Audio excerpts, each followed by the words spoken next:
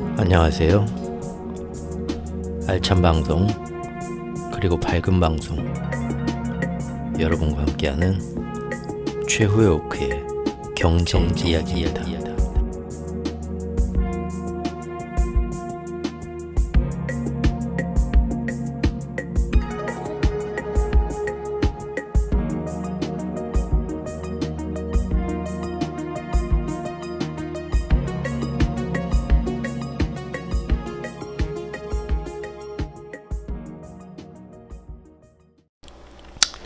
안녕하세요. 최호크입니다. 날씨가 굉장히 많이 덥죠, 지금. 오늘 아침에 해 뜨기 전에 마당에 잡초 좀 베려고 나갔는데도 등껍질이 벗겨지는 줄 알았습니다. 이거 막 조금만 이 햇볕에서 일하시는 분들 너무 안쓰러워요. 아까도 저기 리어카에다가 가전제품 고물 이렇게 싣고 가서 이렇게 팔라고 하는 어르신 한 분을 우연히 봤는데, 와, 그분 얼마나 뜨겁고 쓰러지거든요. 너무 안 돼 보이고, 지금 우리나라 50대 이상의 고령층이 지금 받는 노후연금이 평균이 너무 터무니없고, 다들 70, 80이 돼도 힘들게 경제적으로 일해야 되는 그런 상황이 올지도 모른다고 하는데, 기후와 날씨는 점점 더 밖에서 하기가 힘들게 지금 극단적으로 돌아가니까 참 그러네요. 그래도 산 사람은 살아야죠. 인생은 또 즐겨야죠. 여러분들 휴가 가시고 하는 분들도 많이 있을 텐데, 항상 모든 상황에서 또 행복을 또 찾아야겠죠. 오늘 저번 시간에 예고해드린 대로 우크라이나 전쟁과 지금 그 영향으로 인해서 다시 고개를 들려고 심상치 않은 조짐을 보이기 시작하는 곡물가, 비료가, 그런 거에서 자극이 되는 인플레이션, 즉 농업, 에그리컬처에 의해서 자극받는 인플레이션이다 해서 에그플레이션이라고 하죠, 보통. 거기에 대해서 한번 다뤄볼 건데, 여기에서도 지금 제가 작년 10월 초에 글을 쓰면서, 블로그에 글을 쓰면서 노드스트림이 이거 아무래도 내가 볼 때는 음모다 그때 지적을 했고, 실제로 금년 초에 2월 초에 저기 예전 퓰리처상을 받으셨던 그 영국의 나이 드신 그 기자 탐사 보도하는 기자님께서 CIA 정보요원의 그 정보를 제공을 받아서 미국이 터뜨린 짓이다, 우크라이나랑 같이 보도를 했는데, 뭔 헛소리냐 했었는데 미국은 발끈했죠. 뭔 헛소리냐, 지금 혼난다, 그럼 말도 안 되는 가짜뉴스 퍼뜨리면 했지만, 그 후에 또 미국의 어떤 그 일병이 그 디스코드를 통해서 사람들한테 내가 저기 기밀 정보를 내가 이렇게 취급하고 있는데, 그 젊은 20살짜리 일병이 막 자랑을 하다가 그게 걸려가지고 외부로 많은 정보들이 유출됐은 일이 있었는데, 나중에 보니까 거기서도 노드스트림 터뜨린 거에 대해서 이미 CIA가 다 알고 있었고, 터뜨리기 전부터 그런 정보까지 나와버렸죠. 러시아가 발끈해가지고 이거 봐라, 우리가 터친 게 아니라고 했는데 니네 안 믿었지, 억울해, 그러면서 어떻게 된 건지 국제수사 들어가자 하니까 이제 미국이 쩔쩔매면서 이거 어떻게 된 건지 우리도 나름 좀 자체적으로 조사를 해봐야겠어더니 지금까지 아무 말이 없죠, 몇 달 동안. 근데 그때도 노드스트림에 대해서 또 저 노인네 음모론 좋아하는 것 같아. 너무 애니메이션, 일본 애니메이션을 만든가 무슨 BF단 얘기하고, 참 좀 약간 좀 사람이 믿어야 되나 말아야 되나 아주 좀 이상한 사람 같기도 하고 말이야 라고들 생각하셨던 분도 있겠지만, 결국은 그 얘기가 현실이 됐죠, 몇 달 뒤에. 그런데 지금 우크라이나 그 흑해에서 지금 오데사 항구부터 해갖고 레니앙부터 해서 지금 서로들 포탄 쏘고 대포 쏘고 하면서 수출길이, 곡물 수출길이 거기서 다시 한번 또 1년 만에 막혀버렸는데, 여기에 노드스트림하고 똑같은 향기가 아주 진하게 납니다. 혹시 이런 거 눈치채신 분들 있나요? 없을 겁니다. 왜냐하면 다들 먹고 사느라 바쁘고 저 같은 백수가 아니니까요. 그래서 제가 또 그 정보를 어떤 면에서 그런 음모가 보이는지 정보를 한번 쭉 보여드리겠습니다. 본론 들어가기 앞서서 잠깐 또 어제 오늘 사이 이틀 사이에 또 재밌는 뉴스들 나온 거 보시겠습니다. 제가 이틀 전에 내놨던 가장 최근 영상이 뭐였죠? 핵잠수함 썸네일로 만들면서 어느덧 세계 최고의 화약고가 되어버린 한반도에서 어떤 하반기 경제에 끼칠 영향, 여기에 대해서 제가 영상을 찍었었죠.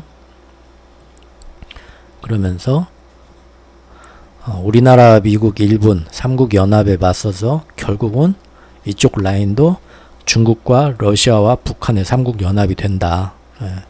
실제로 중국하고 러시아가 우리나라 동해상에서 합동연합훈련을 하기로 했는데 북한은 동해상으로 미사일을 발사한다. 그러면 중국하고 러시아가 동해상에서 저기 훈련을 하고 있는데 지금 열흘 동안 하고 있죠? 지금도 하고 있죠? 근데 거기에다 대고 북한이 갑자기 뭐 우리 자고 있을 때나 한밤중이나 새벽에 예고도 없이 빵빵 미사일 날리는데 그거 잘못해서 저기 중국 러시아 군함이나 비행기가 거기 맞으면 피격되면 어떡합니까? 틀림없이 미리 몇 날 며칠 몇 시에 어디 방향 좌표로 쏠 테니까 예 알고 계십시오. 거기는 피해 가세요. 서로 간에 이렇게 다 조정이 되고 있다. 결국은 세 나라가 군사적인 북한이 미사일 쏘는 것도 사실은 중국과 러시아의 연합훈련에 자기들도 참가하고 있는 것과 똑같다. 그런 식으로 제가 저번 영상에서 얘기를 했었죠. 그러면서 프랑스 라팔 전투기가 뜨는 것까지 보여드리면서 결국은 작년부터 우려한 대로 이쪽 라인에서까지 세계대전의 양상처럼 우리가 중국과 대만만 생각하고 있었겠지만 하나하나 차곡차곡 1년 동안 이런 식으로 우려했던 대로 진행돼서 한반도를 전 세계에 지금 국가 최소 6개 국가 거기다 이제 나토까지 들어오면 뭐 더 난리 나는 거죠. 아주 많은 나라가 발 담그면서 대형 싸움터가 돼버리는 세팅이 돼버렸다. 물론 그 얘기를 들으면서 작년부터 꾸준히 저에 대해서 이제 가끔 이렇게 소식을 정기적으로 봤던 분들이 아니면 뭔 이 새끼는 헛소린가 라고 마음에 안 드는 분들도 있으셨을 겁니다. 하지만 지금 이게 어제 오늘 뉴스 보신 분들은 알겠지만 어라라 정말 그런 것 같네 하는 뉴스들 나왔죠. 뭐죠? 러시아의 쇼이구 국방장관이 김정일을 찾아왔습니다. 어제 한 행사가 북한의 전승절 행사죠. 전승절은 뭐냐면 우리나라는 6.25 동남만 기억하는데 6.25 전쟁이 이제 여기서 전쟁 그만하자 해갖고 종전협상이 딱 됐을 때가 바로 어제 7월 27일이랍니다. 그때를 북한은 나름대로 자기들이 전쟁에 승리했다 와가지고 북쪽 다 먹었잖아요. 전쟁에 승리했다 해가지고 자기들의 전쟁의 승리를 기념하는 전쟁이 끝난 날을 전승절이라고 해서 대단하게 챙기는 기념일이란 말입니다. 그래서 그때 막 이제 대규모 열병식도 하고 푸틴이 예전에 크림반도 먹고 나서 자기들이 이제 이런 뭐 전승절 행사하는 그날을 기념해서 그런 거하고 뭐 비슷한 거죠. 예. 그런 건데 지금까지는 그런 적이 없었는데 러시아 국방장관이 그걸 친히 이 전승절 우리가 축하합니다. 우리도 같은 끈끈한 혈맹으로서 당신들 나라의 최고 대통령 누굽니까? 김정은이죠. 주석한테 직접 경화 메시지를 전하러 우리가 직접 뭐 서면으로 축하 편지를 보낸 것도 아니고 한 나라의 국방장관이 러시아 같은 대국이 직접 와가지고 저기 김정은 저기 주석 각하 축하합니다. 뭐 그러면서 그렇게까지 국제적인 격을 맞춰주러 왔다는 거예요. 예전하고는 틀리죠. 그럼 와가지고 또 김정은은 화답을 해주죠. 뭐라고 합니까? 환영 연회를 탁 해주면서 우크라이나 전쟁을 하는 러시아를 우리가 적극 지지합니다. 하고 또 완전히 둘이 우리 한국이 미국 일본이 데이비드 캠프에서 다음 달에 모여가지고 뭐 한다고 하니까 지들 먼저 선수 친 거예요. 우리도 뭐 지지 않아. 한번 해보자 이거지. 3대3 해보자. 뭐 안 무서. 뭐 핵잠수함 띄웠어? 걱정 마라 하고 모인 겁니다, 지금. 그러죠? 거기서 이제 북한은 좀 더 이제 대놓고 뭡니까? 서로 간에 예전부터 은근히 무기도 서로 거래했고, 또 러시아는 곡물이 많이 나오니까 북한에 굉장히 싸게 좀 또 지원해주고 서로 이제 아다리가 맞죠? 그랬단 말이에요. 그러니까 이제 백악관에서 그래 러시아 대표단이 북한에 갔다며 거기서 이제 서로 뭐 앞으로 무기도 이제 서로 제대로 지원하자고 막 하겠지. 북한 무기 수입하고 그럴 줄 알았다. 이제 그렇게 갈 거다 하면서 뭐라고 합니까? 대신 누구도 푸틴한테 무기를 지원하는 걸 우리가 가만히 보겠냐? 예전에 뭐 중국이 우회적으로 러시아에 무기나 군사물자로 운용될 수 있는 걸 지원한다는 증거가 나오기만 해도 가만 안 둘 것 같이 우리가 난리를 쳤는데, 우리가 두 눈 시퍼렇게 뜨고 있는데 지금 두 나라가 무기 거래한다 이거지? 그러면 이제 뭡니까? 북한을 두드려 팰 구실이 훨씬 더 많이 생기는 겁니다. 그렇죠? 두드려 팬다고 할 때 우리는 뭐 지금 우리한테 전화 와서 야야 지금 동네 저기 공터에 다 모였어 한판 하려고 너 빨리 나와. 지금 엄마가 지금 나가지 말랬는데 그런 말 한다고 지금 통하겠어요? 북한 일본 아니 미국하고 일본이 뭐 작전 딱 해가지고 이런 거 한다 하면은 우리가 우리 국가의 뭐 안보나 미래를 위해서 이런 행동을 군사적인 행동을 뭐 서로 있게 자극하면서 앞으로 점점 더 안 좋은 결과가 나올 행동을 할까 말까. 예전에는 우리가 스스로 결정할 수 있었지만 이제는 야 몇 시까지 빨리 저기 동네 뒷산으로 나와. 저 선배님들 다 모였어. 아, 또 패싸움 하러 가야 됐네. 가야죠. 그런 식으로 이제 끌려다닌다는 겁니다. 그리고 결국 어제 딱 보니까 요거 열병식을 하는데 보셨나요? 정말 참 바빠서 못 보신 분들 많을 거예요. 제 댓글에 너무 막 저를 응원하는 글들 써주시면서 참 그게 참 다른 유튜브를 제가 많이 보진 않았지만 다른 유튜버들 뭐 저기 밑에 댓글 얼핏 보면 그런 이렇게까지의 댓글은 없었던 것 같은데 제가 좀 동정심이 생기나요? 제 목소리가? 아무튼 저를 굉장히 끔찍이 이렇게 사랑해 주시고 응원해 주시는 것 같은 댓글이 많이 달려서 기분이 참 이 사람이 모이는 분위기가 중요한데 뭔가 참 이 대단하신 분들이 이렇게 서로 이렇게 끌려서 모이는 것 같습니다. 덕분에 저는 뭐 좋죠. 아무튼 되게 감사하고요. 재밌다는 말씀들이 참 그리고 힘이 좀 되기도 하고요. 그런 얘기 외에도 왜냐하면 사실 뭐 제가 이제 제 딴에는 여러분들한테 경제 이야기를 그 막 전문 용어 써가면서 짧게 얘기하고 그러면은 저도 뭐 10분 20분에 끝낼 수 있습니다. 근데 경제 채널 여기저기 들으면 뭐 그런 거 같은데 듣고 나면 뒤돌아서면 기억이 안 남죠. 그런 거 많지 않습니까? 왜냐하면 제가 볼 때는 설명하는 사람도 잘 모르고 그런 데도 있고 듣는 분들도 서로 그냥 뭐 구렁이 담 넘어가듯이 그게 그거지 좋은 게 좋은 거지 넘어가는 거라서 저는 최대한 경제를 이쪽에 익숙하지 않은 분들도 쉽게 이해될 수 있도록 어려운 내용을 최대한 여러 가지 사족을 달아서 설명하고 평이한 용어로 설명하려고 노력을 하다 보니까 1시간, 2시간 길어집니다. 그게 이제 제 입장에서는 별로 뭐 구독자 늘리는데 그런데 좋지 않다는 건 알죠. 하지만 듣는 분들이 그래도 많이 좀 이 복잡한 사정을 제대로 잘 전달이 됐으면 해서 이해력이 그렇게 하는 건데 그러다 보니까 말도 안 되는 만담 같은 거 가끔 나오고요. 그러면은 이제 저도 압니다. 뭐 제 딴에는 그렇게 하지만 뭐 듣는 분들 입장에서는 또 시작했네 저 노인네 저건 안 해도 되는데 꼭 저 사람이 개그 욕심이 있나? 그 뭐 요즘 말로 왜 부끄러움은 우리들의 몫인가? 그러죠. 듣는 분들이 얼굴이 화끈거리죠. 근데 그걸 또 굉장히 마음을 착하게 마음씨를 쓰면서 이 노인네가 또 집어치우라고 뭐 얼마나 또 낙담할까 해서 재밌어요 해주시는데 저도 압니다.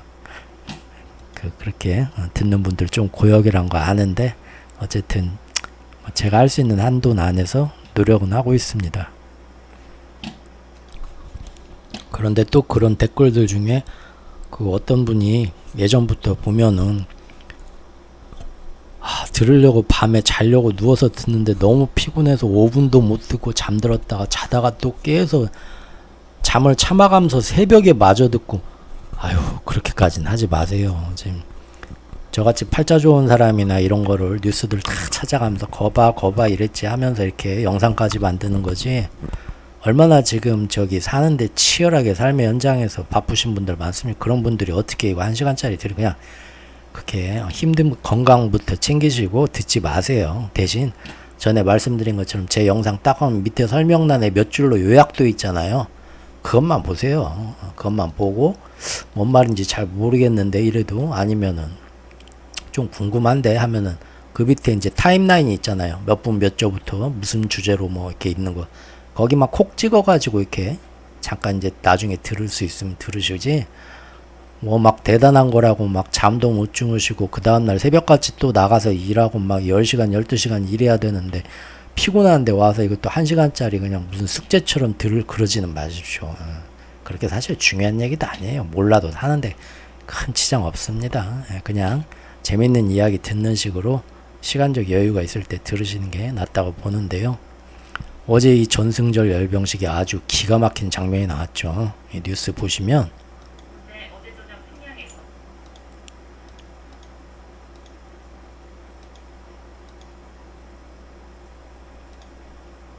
이거 보십시오. 예전에는 김정은이 혼자서 이렇게 외롭게 자기네 북한 식구들만 다 이렇게 놓고 지금 전승절 행사를 했는데, 그 옆에 이 경례하는 좌우에 지금 딱 이 김정은 받쳐주면서 애 있는 애들이 누굽니까? 러시아 국방부 장관이고요. 중국에서 오는 인물이에요. 러시아와 중국이 북한의 전승절 행사에 고위 간부를 보내가지고 축하해주고 같이 이렇게 딱 구색을 맞춰준다는 거예요. 야, 결국은 뭡니까? 우리 다음 달에 뭐 데이비드 캠프에서 한미일 얘네들 벌써 이렇게 군사적으로 3대3 라인이 짜여진 게 확실해졌죠?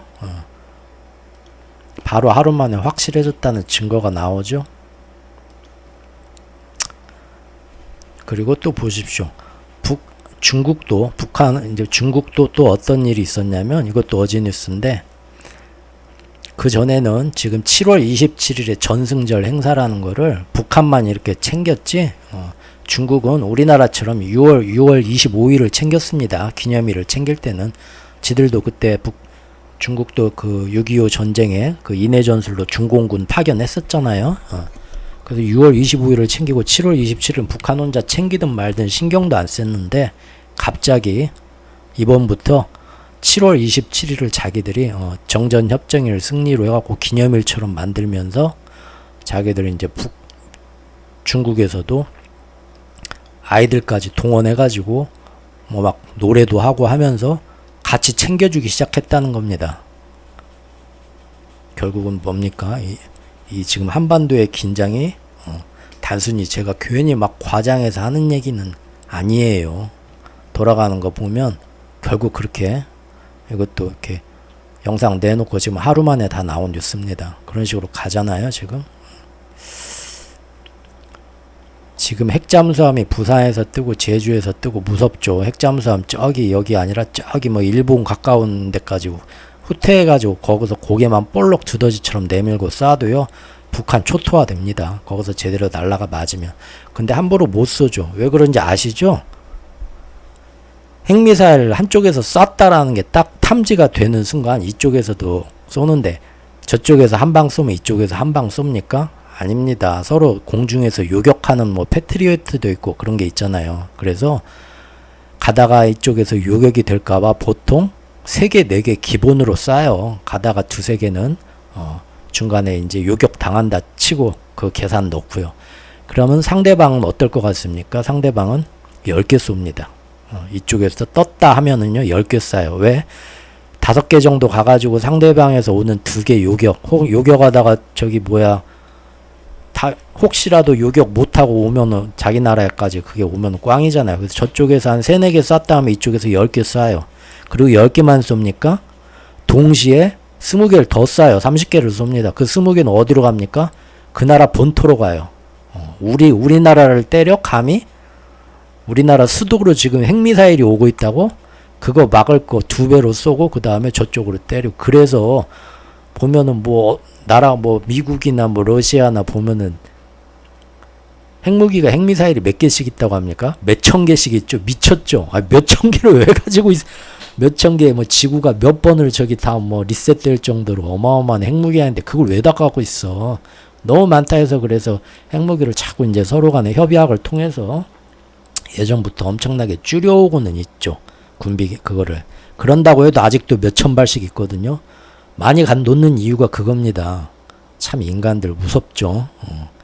그런다고 지가 끝까지 자기는 살아남겠다 이거요. 몇백 발 쏘면 그래 나는 몇천 발 올리고 해서. 그래서 나중에 살아남아봤자 뭐합니까? 내가 이겼다 할 거예요. 지구 완전 이제 석기시대처럼 돌아가 있고 저기 뭐 폴아웃 그런 저기 게임 같은 거 보면은 핵전쟁 이후에 그 황폐해진 그 돌연변이만 있는 시대에 그 혼자 살아남으면 뭐더러 살아요. 그런데 살아봤자 뭔 의미가 있어요. 먹을 것도 제대로 못 먹고. 에? 나도 그 핵전쟁 후유증 때문에 나도 돌연변이고 나도 얼마 못 살고 그러면은 뭐 예전에 어디 영화에서 그랬지? 입에다 막 락합 뿌리면서 누구님 하면서 뭐 돌진하고 해야지 뭐 어차피 오래 못 사니까 유전적으로.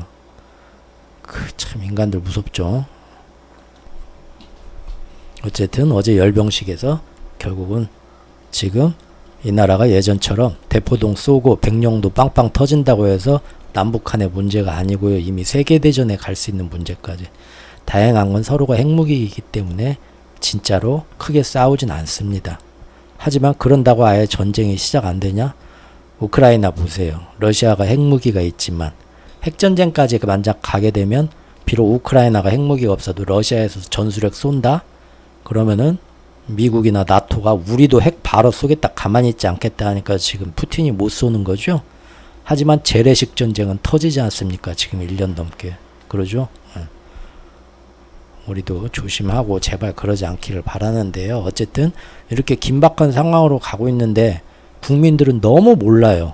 그런 거를. 그게 좀 안타깝고요. 그런데 이러한 핵무기를 작년 한 해에 어디 나라가 제일 많이 늘린지 아십니까? 혹시? 이거 제가 예전에 스크랩했던 기사인데 지난해 핵무기 보유량을 늘린 나라가요. 중국, 러시아, 파키스탄, 북한, 인도입니다. 중국, 러시아, 북한 다 들어가 있죠? 인도하고 파키스탄 곧 굶어 죽는 나라들, 경제적으로 절단나라는 나라가 그 와중에도 핵무기 또 늘렸어요. 왜 그러죠? 얘네들 파키스탄, 인도하고 서로 이 파키스탄, 인도 문제도 가만히 보면 우리나라 남북한처럼 지들만의 문제가 아니에요. 그 두 나라 사이에서 뒤에서 야 우리가 도와줄게 우리가 지원해줄게 하면서 지금 우리나라에 지금 외세들 들러붙은 것처럼 들러붙어 갖고 뒤에서 자꾸 찌르고 뭐 얻어먹으려고 저기 거기서 해먹으려고 하고 그러니까 지금 얘네들도 이렇게 앙숙이 된 거죠. 중국은 60기를 추가 확보했고 러시아도 12기를 늘렸다. 파키스탄과 북한은 각각 5기. 그나마 이거는 우리가 얘네들이 얘기한 게 아니라 파악한 게 이 정도지 실제로는 더 늘렸을 수도 있겠죠. 그 얘기입니다. 자, 또 다른 뉴스는 요겁니다. 바로 또 얼마 전에 올렸던 영상에서 그 우리나라 가계부채하고 한국은행 시리즈 했었죠. 좀 기분 나쁜 얘기들이 많아서 듣고 좀 뭐 재수없는 소리를 하고 좀 씁쓸했던 분들도 좀 있었을 겁니다. 좀 저도 그런 얘기는 하기 싫은데 이제 어쩔 수 없이 사실 좀 우리가 알아야 될 사실이라서 한 건데 바로 어제 또 이런 뉴스가 나왔죠. 한국은행에서 뱅크런에 대한 유동성을 지원하기로 했다. 앞으로 그 미국 실리콘밸리 은행처럼 사람들이 스마트폰 가지고 야 어디 뭐 새마을금고 문제는 지금 진정됐잖아요. 근데 왜 갑자기 내놨을까요? 그렇죠. 저번 영상에서 말씀드린 것처럼 새마을금고 자체의 문제는 지금 진압이 된 것 같지만 이걸로 인해서 지금 다른 대출 문제들 보니까 증권사부터 해가지고 지금 총체적으로 은행권이 다 난리죠. 연체율 올라가는 거 제가 그때 말씀드렸죠. 이러면은 뭔가 만에 하나 외부적인 자극 요인에 의해서 우리는 열심히 노력은 하지만 외국의 어떤 문제가 연쇄적으로 터지면서 우리한테까지 영향. 예를 들면 뭡니까? 중국에서 부채폭탄이 터지거나 아니면 미국하고 유럽에서 갑자기 하반기에 모두의 예상을 뒤엎고 금리를 더 땡겨버리거나 아니면은 바로 그렇죠. 몇 시간 전에 나온 뉴스들 지금 보신 분들이 있을 거예요. 일본에서 결국은 뭡니까? 갑자기 YCC 조정했죠. 자기들은 0.5로 YCC 그걸 조정 안 한다고 하지만 1%가 넘는 거에 대해서만 자기들이 시장에 나서고 유심히 지켜보면서 유동적으로 운영하겠다 했는데 사실은 1.0까지 그 한도를 이번에 넓히고 더 이제 한계를 더 넓혀갖고 본다는 얘기입니다. 그 얘기나 다름없어요. 실제적으로 결국은 바로 며칠 전까지 막 기자회견 할 때도 절대 그럴 일 없습니다 했지만 결국은 뒤통수 친 겁니다. 그렇게 되면서 바로 전 세계 채권 시장이 지금 바로 이거 봐라 하면서 슬금슬금 왜 전 세계 채권 시장이 얼만큼 다 연결되어 있는가 예전에 이 문제에 대해서는 다음에 또 다음 기회에 영상을 만들어서 자세히 살펴볼게요. 결국은 이런 식으로 이창용 총재도 가만히 보면 얼마나 똑똑하고 거기서 우리보다 훨씬 많은 정보를 아시는 분입니까? 그죠? 그 위에 있는 정치인들이 뭐 아무것도 모르는 정치인들이 경제도 모르고 정치도 모르는 그 정치인들이 와서 이창용 총재한테 뒷짐지고 손가락질하면서 이래라 저래라 하면서 이렇게 합시다 하면은 얼마나 속으로 지금 같지 않겠어요. 참 저런 애들이 내 머리 꼭대기에 앉아서 지금 경제를 이렇게 저렇게 하라고 하는구나 할 정도로 이창용 총재는 자기가 할 수 있는 준비를 지금 해나가는 겁니다.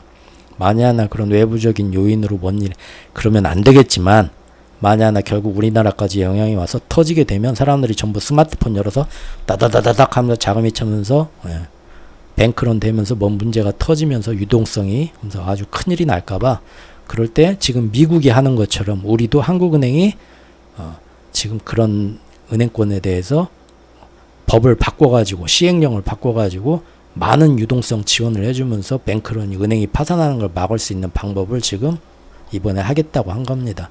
근데 이게 당장 그렇게 빨리는 안 되죠. 제대로 되려면은 결국은 이게 뭐 빨라야 한 1년 걸릴 겁니다. 이거저거 다 해가지고.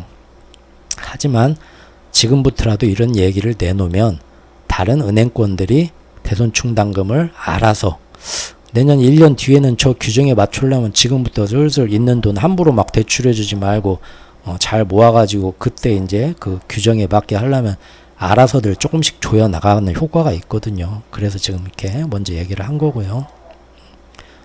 그렇죠. 지금 돌아가는 이 상황들을 보면 겉모습과 저 밑에서 움직이는 모습은 많이 다릅니다. 제가 그 미국도 연착륙이다 드디어 말은 하지만 연준은 뒤에서 오히려 시중은행들에 대해서 대형 은행까지 역대로 많은 지금 대손 충당금을 쌓아놓고 있는데도 더 많이 쌓아놓으라고 닥달을 하고 있다는 거 제가 예전 영상에서 말씀드렸죠. 얼마 전 영상에서 여기까지 뉴스 살펴봤고요. 오늘 또 잡소리 30분이었네요. 서론이. 이제 본론으로 들어가 보겠습니다. 막장으로 치닫는 우크라이나 전쟁의 영향. 우크라이나 전쟁이 요새 새로운 확산 국면으로 갔죠. 그 결과로 곡물가, 에너지, 원자재 가격이 다시 한번 1년 한 4개월 만에 다시 한번 꿈틀거리기 시작했습니다. 인플레는 또다시 자극받을까요? 이것이 이제 한 달, 두 달 뒤면은 만약 이대로 계속 가게 되면 한 달, 두 달 뒤에 조금씩 더 이제 지표들로 영향이 미치면서 확인이 되겠죠. 그리고 그것이 우리나라에 끼치는 영향은 단지 경제적인 것 뿐일까요? 어떨까요? 보시죠. 대충 뭐 그간 일주일간의 뉴스들 뭐 틈틈이 보신 분들도 있을 건데 제가 한번 쭉 빠르게 훑어보겠습니다. 맨 처음에요. 우크라이나 특수기관이요. 수중 드론을 이용해서 크림반도로 이어지는 러시아의 큰 다리 있죠. 크림대교. 요거 직접 개통하고 푸틴 대통령이 직접 여기까지 와가지고 왔다 갔다 하면서 굉장히 자랑하면서 푸틴 대통령의 업적, 치적 중에 하나로 바로 우리나라가 예전 광개토 대왕이 그 가지고 있던 발해 만주 땅을 만약에 우리가 탈환했다고 해봅시다. 그 대통령의 인기는 끝내주겠죠. 근데 푸틴 대통령이 지금 그런 겁니다. 예전에는 소련 연방의 땅이었던 이 크림대교를 자기들이 탈환을 했죠. 마치 우리가 바레와 만주를 바레 땅을 다시 되찾은 것처럼. 그래서 러시아 국민들이 역시 푸틴이 짱이야 하고 있단 말이에요. 그리고 거기에 이제 정말 긴 다리까지 딱 놓으면서 러시아 국민들이 경제적으로도 좋고 러시아는 또 바다하고 접해 있는 데가 없잖아요. 크림반도로 여름 휴가를 국민들이 다 갑니다. 우리나라 땅 그전에는 뭐 터키나 뭐 이런 데로 외국으로 가야 여름 휴가 때 바다를 봤는데 크림반도로 가서 크림대교에 탁 가서 여름 휴가도 하고 역시 우리 대통령이 짱이야 하던 그런 데였죠. 그런데 거기를 또 한 번 때립니다. 근데 언제 때렸냐? 이 테러 공격을. 흑해 곡물 협정이 연장이 되냐 안 되냐 했던 때. 흑해 곡물 협정 연장일이 7월 17일이었죠. 그때 이제 우리가 러시아가 앞으로도 뭐 한 달, 두 달 더 연장하면서 우리 조건 들어주나 어쩌나 볼까 하고 지금 우리 앞으로 더 연장할 거다 어쩔 거다 발표 설명을 내놔야 되는데 바로 그 직전에 때려버립니다. 당연히 푸틴은 가만히 있을 수가 없죠. 왜 그런가요? 전에도 제가 그 프리고진 영상에서 푸틴의 정권 지지층에 대해서 푸틴이 어떻게 지금 자신의 그 철밥통 지지 세력들을 유지해가고 있는가 말씀을 드렸죠. 푸틴은 지금이 특히 크림반도나 이런 영토적인 면에서 만약에 이렇게 정말 자기의 어떤 그런 트로피와 같은 이런 데를 공격을 받았는데 아무것도 안 하고 가만히 있다면은 푸틴의 가장 그 든든한 지지층인 강경파들이 돌립니다. 등을 돌립니다. 푸틴 늙었네. 이빨 빠졌네. 허헐. 그러면 독재자 입장에서는 항상 자기 정적을 숙청하고 자기 지지 기반을 자는 동안 누가 몰래 들어와서 내 등에 칼 꽂나 안 꽂나 불안한 사람인데 이런 거에 대해서 가만히 있으면 아이고 이제 나 찍소리도 못하고 저 크림대교 또 저기 해가지고 크림반도 넘어가게 생겼는데 저렇게 있네. 절대 푸틴은 그러질 못한다는 거예요. 그래서 크림대교와 크림반도를 두드리면 푸틴은 반드시 그에 맞는 똑같은 보복을 해야만 됩니다. 그걸 알고 있죠 누구나. 근데도 때린 거예요. 언제? 흑해 곡물 협정 연장일에 딱 맞춰서. 바로 러시아는 그날 흑해 곡물 협정은 오늘부터 무효다라고 선언을 했습니다. 하지만 화가 나서 무효라고 하더라도 며칠간 땅땅 이러고 또 누가 와서 에이 형 왜 그래 다 이리 와봐 에이 그만하고 하면서면은 못 이기는 척 하면서 가서 둘이 손잡고 그러지 말고 다시 한번 잘해봐 하고 가운데서 누가 중재를 해주면 자기도 이쪽에서 곡물 수출을 계속 해야만 하는 입장이니까 러시아도 다시 협정이 재개될 수도 있겠죠. 그런데 그렇게 안 놔두고 일주일 동안 일이 점점 더 커집니다. 어떻게 됐냐면은 여기에 대해서 지금 러시아도 보복을 해야 되죠. 어떻게 보복을 합니까? 바로 그 다음날 우크라이나의 곡물항을 자기들도 크림반도에 공격을 한 것처럼 똑같이 공격을 했습니다. 그러면서 러시아가 발표를 하죠. 우리 이거 괜히 한 게 아니라 이번에 우크라이나가 먼저 선제적으로 우리 크림대교를 때렸으니까 우리도 거기에 응당 맞대응을 하는 거다. 그리고 왜 하필 흑해 곡물 수출 협정 만료 시점에 맞춰갖고 우리 크림대교를 때렸냐. 그런 얘기까지 러시아가 하면서 왜죠? 이걸로 인해서 곡물 수출 못하게 돼가지고 저기 아프리카나 그런 나라에 러시아 곡물이 못 가게 되는데 그거 우리는 절대 그러고 싶지 않았는데 우크라이나가 딱 그날에 맞춰서 공격하면서 우리도 보복을 안 할 수가 없고 해서 지금 이렇게 된 거다. 이해해주라 하는 거예요. 왜냐하면 러시아는 아프리카 눈치 많이 보거든요. 왜냐하면 지금 러시아를 그나마 지지해주는 나라가 어딥니까? 아프리카예요. 그리고 아프리카는 왜 러시아를 지지해줍니까? 그나마 러시아가 아프리카에 많은 식량들을 지원을 해줬습니다. 지금까지 무기도 지원해주고요. 아프리카는 별로 힘이 없고 가진 것도 없고 뭐 그런 나라들은 저기 뭡니까? 미국이나 유럽들이 별로 안 챙겨요. 걔네들은. 근데 그거를 바로 이런 러시아나 중국이 엄청 챙기죠. 그래서 얘네들은 국제회의 때도 러시아 편 많이 들어주고 한단 말입니다. 결국은 러시아가 우크라이나 크림반도와 러시아를 잇는 크림대교가 우크라이나 공격으로 파괴되자마자 자기들도 강경태세로 돌아섰습니다.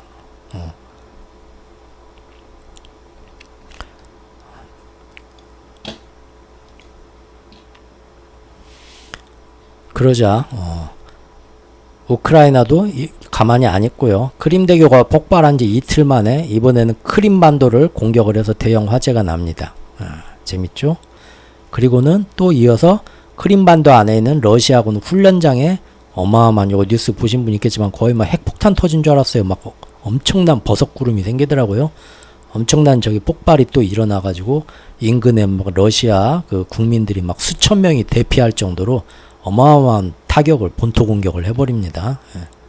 그러니까 러시아가 또 푸틴이 가만히 있으면 병신 소리 듣죠. 특히나 요새 프리고진 저기 가두 행진 이후로 러시아 국민들이 오히려 프리고진을 더 지지하는 사람들이 거의 뭐 3명이 1명꼴인가? 그리고 오히려 프리고진이 속 시원하게 행동으로 나서지, 가만히 보니까 푸틴은 좀 예전하고 틀려. 애가 많이 지금 오락가락하고 힘이 많이 늙어서 그런가 약해졌어 하잖아요. 그런 프리고진하고 지금 계속 비교받는 상황이기 때문에 푸틴이 여기서 가만히 있을 수가 없어요. 그죠? 더 센 모습을 보여줘야 됩니다. 이런 크림반도에 지금 수천 명의 러시아 국민들, 수천 명이 지금 대피할 정도로 지금 공습을 받았는데, 러시아도 죽어라 지금 나흘 닷새 계속해서 우크라이나의 오데사 항을 계속 공습을 합니다. 거기 있는 곡물 창고도 다 터뜨리고, 우리 지금 곡물 수출 못하게 지금 니들이 공격했어? 그러면은 우크라이나 니네가 곡물 수출하는 꼴도 우리가 못 보지. 당연히 그러겠죠? 그렇게 나옵니다. 우크라이나가 자폭 드론을 이용해서 이번에는 크림반도의 그 대교가 아니라 크림반도의 또 다른 항구 도시 세바스토폴이라는 데가 있는데요. 여기에도 우크라이나가 수중 드론이 막 공격을, 기관총 공격을 피해서 막 지그재그로 막 와서 항구를 폭파하는 영상까지 나왔습니다. 맞대응을 하는 거죠. 이번엔 좀 다릅니다. 예전에 이렇게 한 번, 두 번 싸우고 끝냈거든요, 서로. 그런데 지금은 갈 때까지 가자. 이게 지금 일주일 동안 쉬지 않고 이어졌습니다. 최근 일주일 동안요. 이번에는 세바스토폴이라는 그 큰 항구가, 또 러시아 쪽에 있는 항구가 공격을 당하죠. 러시아도 못 참죠. 중간에 누가 말려야 되는데 지금 이러면 안 되죠. 그래서 이제는 흑해에서 곡물을 운송하는 선박에 겨냥해 가지고 실사격 훈련을 합니다. 우크라이나가 좋아, 우리도 흑해에 있는 러시아 니들 선박에 대해서 군용 함선이 아니어도 우리도 똑같이 실사격으로 할 거야 경고하고 서로 이제 맞불 놓는 거죠. 우크라도 흑해에서 맞불 위협. 러시아 항구로 가는 선박 니네도 조심해라. 우리도 마음에 안 들면 수틀리면 다 쏴버릴 거야. 결국 이렇게 되면 어떻습니까? 흑해로 어떤 선박들이 곡물을 싣겠다고 들어가겠어요? 아무도 안 들어가려고 하죠. 언제든 러시아든 우크라이나든 서로 우리가 볼 때 저쪽 선박에는 저거는 겉으로만 상선이지 가만히 보니까 속에 상대국한테 뭔가 이렇게 몰래 이렇게 밀수해서 전달해줄 무기가 있을 것도 같아. 확증은 없지만 심증이 그래. 쏴버리겠어, 갈겨버릴 수도 있다고 서로 양쪽에서 경고하는데, 어떤 선박이 목숨을 걸고 들어가서 장사 좀 해볼까? 저기다가 저기 곡물 실어가지고 수출해볼까 하는 나라 배가 어디 있겠어요. 결국은 아예 흑해 쪽으로 곡물이 수출되는 길은 완전히 이제 못 오게 막아버린다는 겁니다. 크림반도 탄약고에서 또 폭발이 일어납니다. 또 폭발. 그래서 거기 취재하러 갔던 러시아 기자가 사망하기까지 합니다. 쉬지 않고 때린 거예요, 서로 지금. 러시아 이제 어떻게 됩니까? 더 빡치죠. 서로 막 빡치는 겁니다. 오데사의 집중 미사일 공격을 일주일 새 5번째 월화수목금 쏜 거죠, 지금. 또 젤렌스키가 나와서 우리도 보복할 거야. 서로 한 번씩 더 하겠다 이거죠. 급기야 결국은 크림반도와 흑해에서 공방은요, 이제는 서로 이렇게 하다가 참다 어떻게 됩니까? 다시 한번 우리나라로 치면 서울에 전투기 공격이 오는 겁니다. 또 한 번의 모스크바 타격으로까지 이어지게 됐습니다. 모스크바의 또 드론 공격. 이번에는 어디냐? 러시아 국방부 건물 2km 안쪽에서 파편이 튈 정도로 공습경보 해가지고 우리나라 서울에 이 전투기 드론이 딱 날아가지고 우리나라 수방사 건물 2km 안착해서 빵 터졌다고 해보세요. 지금 상상을 해보세요. 그러면은 우리나라 대통령이 어떻게 해야 되겠습니까? 말로 풀어보겠다 하겠습니까? 와, 갈 때까지 가는 거죠. 어떻게 됩니까? 결국은요. 그동안에는 지도 한번 볼게요. 여기 보면 이게 오데사 항구입니다. 여기 보이시나요? 예, 오랜만에 우리 계란 후라이 틀었습니다. 보시면 여기가 우크라이나고요. 러시아인데 흑해에서 여기 이제 크림반도고요. 오데사 항구를 빵빵 때렸단 말이에요. 왜냐하면 우크라이나가 러시아는 이 크림반도에서 이렇게 화물선에 태워서 곡물들을 수출하고 있었죠. 우크라이나는 주로 오데사항에서 이렇게 수출을 했단 말이에요. 그러니까 우리가 못하게 만들어? 그럼 니네도 못하고 쏴가지고 여기를 일주일 동안 공습을 했는데 갑자기 얘네가 모스크바를 때립니다. 화가 나죠. 국민들한테 뭔가를 보여줘야 되죠. 러시아도. 그러니까 이제 어떻게 됩니까? 모스크바를 때렸어? 거기에 맞게 뭔가를 때리는데 어딜 때릴까 보니까 우크라이나가 곡물을 전 세계에 수출하는 길이 육로를 통한 길이 있고 바다를 통한 길이 있습니다.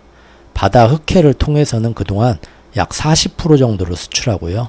이쪽 육로를 통해서는 육로는 이제 뭡니까? 이렇게 가가지고 아프리카나 이런 나라까지 하려면 유럽 안에 다른 나라들을 철도나 이렇게 이런 걸로 쭉 거쳐가지고 다른 나라 항구를 통해서 나가야 되겠죠.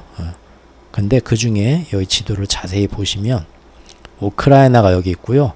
바로 옆에 루마니아가 있는데요. 그 사이에 몰도바가 있고요. 찌그만하게 몰도바가 있는데 이 우크라이나하고 이 루마니아하고 이 경계가 있습니다.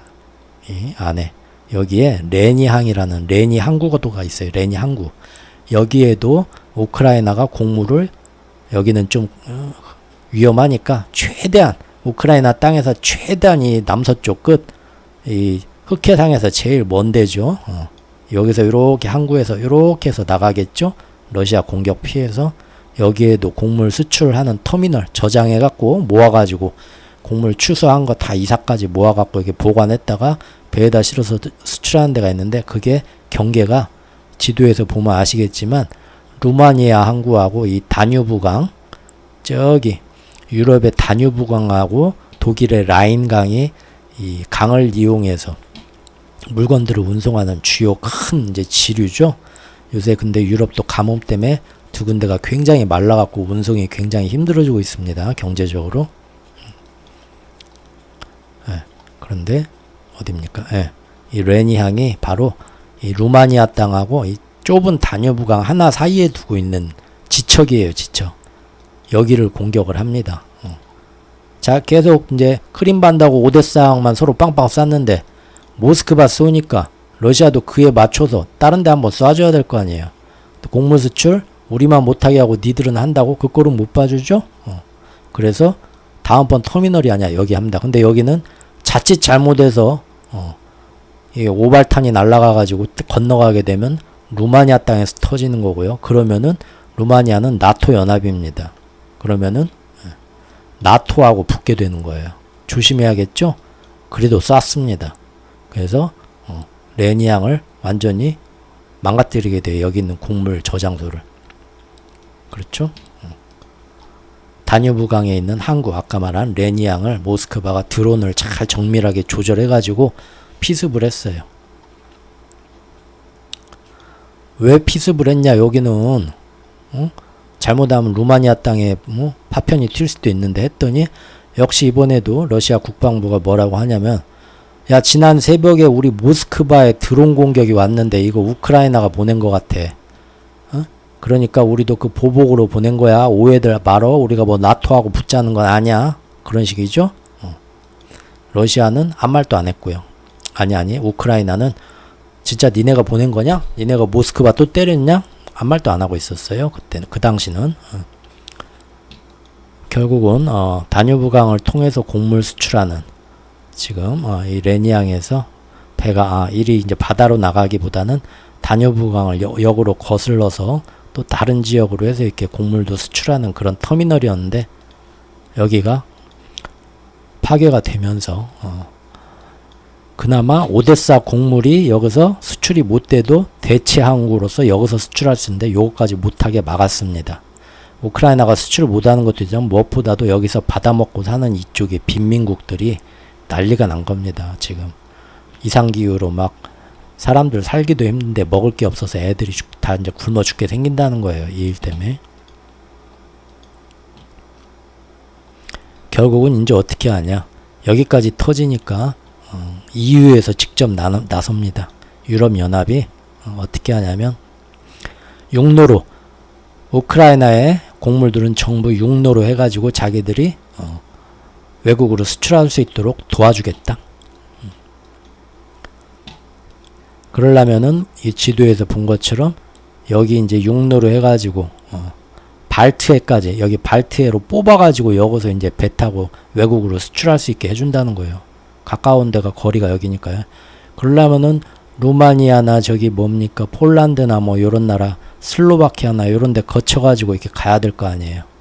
그럼 이 나라들 다 국경 거쳐서 가려면 이 나라들이 협조해줘야죠. 통관이나 세관이나 세금이나 그런 거.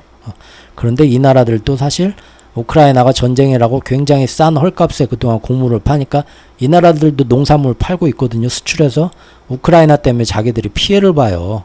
그거 보전해달라고 예전부터 작년부터 떠들던 애들이에요. 근데 요거를 이렇게 하면은 유럽연합에서 얘네들한테 또 뭔가 해줘야겠죠. 어쨌든 그런 모든 조건이 있는데도 유럽에서 도와준다고 합니다. 즉 우크라이나 곡물 수출길에도 이번 공격으로 타격이 있었지만 역시나 EU가 초월적인 지지를 해주겠다고 장담을 했습니다. 그리고 얼마 뒤에 우크라이나 군 정보기관이 그래 모스크바 거기 국방부 건물 바로 옆에 터진 거 드론으로 그거 우리가 한 거 맞다 하고 인정을 했습니다. 미국이 벌떡 나와서 우리는 전혀 몰랐던 일이고 우리는 그런 일을 하지 말라고 했는데 얘네들이 했다. 우리하고는 아무 상관없다. 딱 선 그섰고요. 왜죠? 그 나라 서울 바로 국방부 옆 건물까지 뭐 터졌다면 이거는 정말로 전쟁이 크게 번질 수 있는 확전이 될 수 있는 거 아닙니까? 그렇기 때문에 미국은 절대 그러지 말라고 예전부터 했고 이걸 원하지도 않았고 우리는 전혀 모르는 일이라고 펄쩍 뛴 거죠. 예. 예전 노드스트림 사건 생각나시죠? 점점? 예. 자 이제 이걸 따져봅시다. 왜 하필 우크라이나 전쟁의 전선이 흑해 곡물협정 연장일에 맞춰서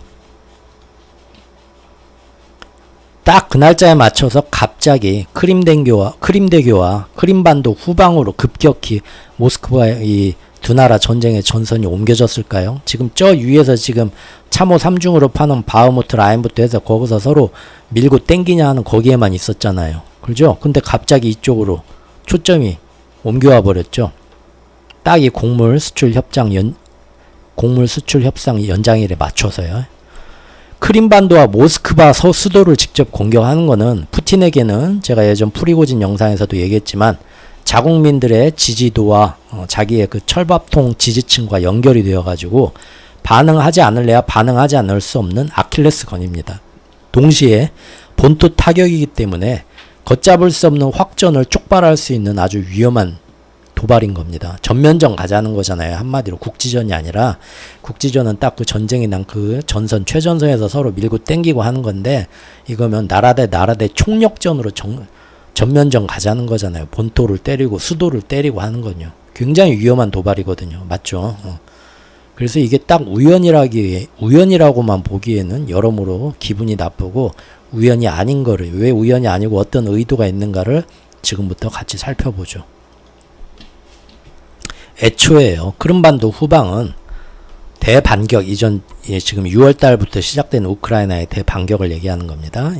이 대반격 이전에 그거 시작하기 전에 5월 말부터 한 일주일 정도 모스크바가 앞으로의 전쟁에서 후방 공급을 제대로 못하게 한다는 명목으로 본격적인 반격 이전에 그 당시 며칠간 공습이 이어졌던 때가 있었습니다. 기억들 하시나요? 하지만 그렇게 하고 나서 6월 초부터 6월 중순부터 제대로 대반격이 이뤄지고 나서는 그 이후로는 안 건드렸던 데예요. 왜냐하면 별다른 효용성이 없다는 게 밝혀졌고요. 오히려 크림반도 아무리 빵빵 때려봤자 러시아 병력은 이미 더 이상 우크라이나가 밀고 들어오지 못하게 삼중으로 더 병력을 더 막 그 전선에 이동을 시키면서 삼중으로 참호를 파면서 니들이 뭐 지금 뭐 레오파드 뭐 에이브로에 뭐 그런 거 서방에서 전차 지원받아 온다고 와봐, 우리 얼마나 준비 많이 했는데 들어와 하면서 오히려 크림반도에다가 지금 니들이 집중해, 그러면 우리가 이 전선의 병력을 더 다른 데에 있는 본토 병력을 더 갖고 와갖고 집중시키면서 더 참호를 더 튼튼히 해야지, 그런 모습을 그때 보여줬단 말이에요. 풍선 효과처럼 일부 다른 방어진을 더 탄탄히 한다는 얘기까지 나왔어요. 그래서 그때만 크림반도 후방을 잠깐 공습을 하고 더 이상 안 했던 겁니다. 그리고 또 무엇보다도 크림반도와 모스크바의 수도 모스크바의 자극은 그동안 본토까지 자극하게 되면 러시아 강경파를 자극하게 되고 결국은 나라 대 나라의 전쟁이 총력전, 전면전으로 가면서 아주 크게 확전될 위험이 있기 때문에, 위험해지기 때문에 항상 작년부터 미국하고 유럽은 그런 본토 공격에 대해서는 자신들도 찬성하지 않는 바이고, 행여나 그런 일이 생기면 이거는 우리가 한 게 아니라 우크라이나가 단독 행동이야 라고 항상 선을 그어왔었습니다. 기억들 하시죠? 다만 금년 3월 초에 원래는 러시아가 먼저 전승절 2월 전쟁이 시작된 그때를 기념일을 맞아가지고 3월 초에 먼저 이제 겨울 동안 쉬었으니까 우크라이나를 밀고 들어갈 거다. 중국 CIA가 그런 얘기를 퍼뜨리면서 3월 초가 러시아에 예정된 대공세를 했었는데 그거를 갑자기 시진핑이 말리면서 취소하고, 그래 더 욕심내지 말고 여기서 남북한 휴전처럼 휴전 체제로 만들어가지고 우리는 좀 쉬자, 그런 취소하고 굳히기에 들어가게 됐죠. 그러니까 그때 우크라이나와 서방이 굉장히 다급해졌죠. 계속 전쟁을 해야 되고 계속 국토를 수복을 해야 되니까. 그래서 그때도 러시아 푸틴을 자극하려고, 그때 제가 영상 그때 소개 많이 해드린 거 본 분들은 기억하시죠? 맨날 그때도 크림반도 3월 초에도 때리고 또 모스크바도 막 드론 날려서 때리고 했습니다. 즉 푸틴을 자극해서 이래도 안 나올 거야? 두꺼비지 두드리면서 먼저 치고 나오라고, 왜 갑자기 꼼짝 않고 있는 거야 하고 계속 자극했던 거죠. 근데도 시진핑이 형은 내 말 잘 들어. 뭔 일이 있어도 치고, 제가 그때 만담까지 했었죠. 뭔 일이 있어도 치고 나가지마 하니까 그때는 푸틴이 꾹 참았단 말이에요. 하지만 그때에도, 그 3월 초에도 전쟁 확전과 그에 따른 국제사회의 부작용의 비난을 피하기 위해서 미국도 우크라이나도 서로 그런 책임과 비난을 피하기 위해서 발뺌을 하면서 그 당시 모스크바 본토 공격하고 한 거는 자기들이 아니다. 이상한 또 용병 부대 같은 게 나왔죠 그때.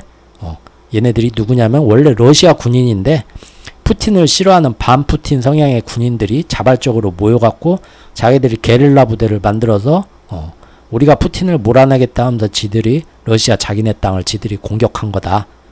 그때 책임으로 그 부대의 책임이다 그렇게 했죠. 근데 실제 지원된 무기 보니까 다 미국 무기 나오고 했어요. 결국은 가네들이 미국 무기를 어디서 몰래 밀수한 게 아니면 미국 쪽에서 대줬단 얘기죠. 이제 상반기에서 하반기로 넘어오면서 6월에서 7월이 되면서요. 작년에 그렇게 세계 인플레를 힘들게 했던 에너지와 곡물 등의 전쟁으로 인한 비료까지 해서 그런 인플레는 비록 전쟁이 일어나기 전 수준만큼은 아니지만 제일 많이 1년이 지나면서 극적으로 하강 안정되었습니다. 그렇죠? 즉 지난 1년여 동안 열심히 다른 우회 수입 경로를 완성들 하였죠.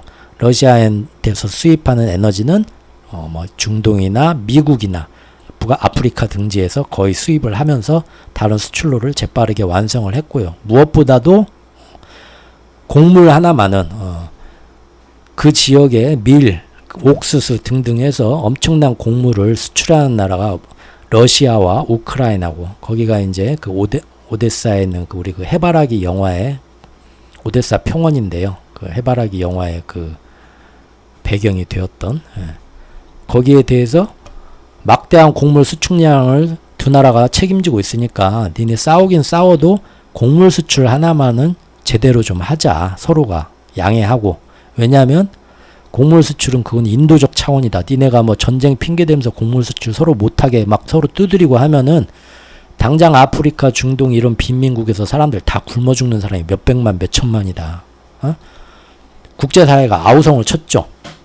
그러니까 미국과 유럽도 그래? 그럼 그건 안 되지. 우리가 어떻게 해볼게 하고는 국제 여론을 의식해가지고 유럽과 미국도 이에 대해서 아무리 우리가 러시아를 경제적으로 제재한다고 하지만 곡물 수출, 우회 수출로는 열어줘야지 하고 열어줬던 겁니다. 그런데 사실 그때 당시에도 여러 가지 핑계 대면서 야 우리가 열어주려고 하는데 러시아가 협조를 안 해주네. 러시아는 무슨 소리야. 우리가 한다는데 니네가 이 핑계 저 핑계 대면서 안 해주냐고 그것도 잘 안 열어주려고 했어요.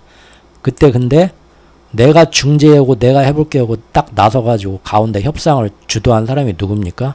터키 대통령입니다. 그 사람이 독재자지만 내가 서로 그런 식으로 나오면 대화가 안 되지. 내가 푸틴하고도 친하고 내가 또 유럽연합하고도 친하니까 내가 가운데서 중재해볼게.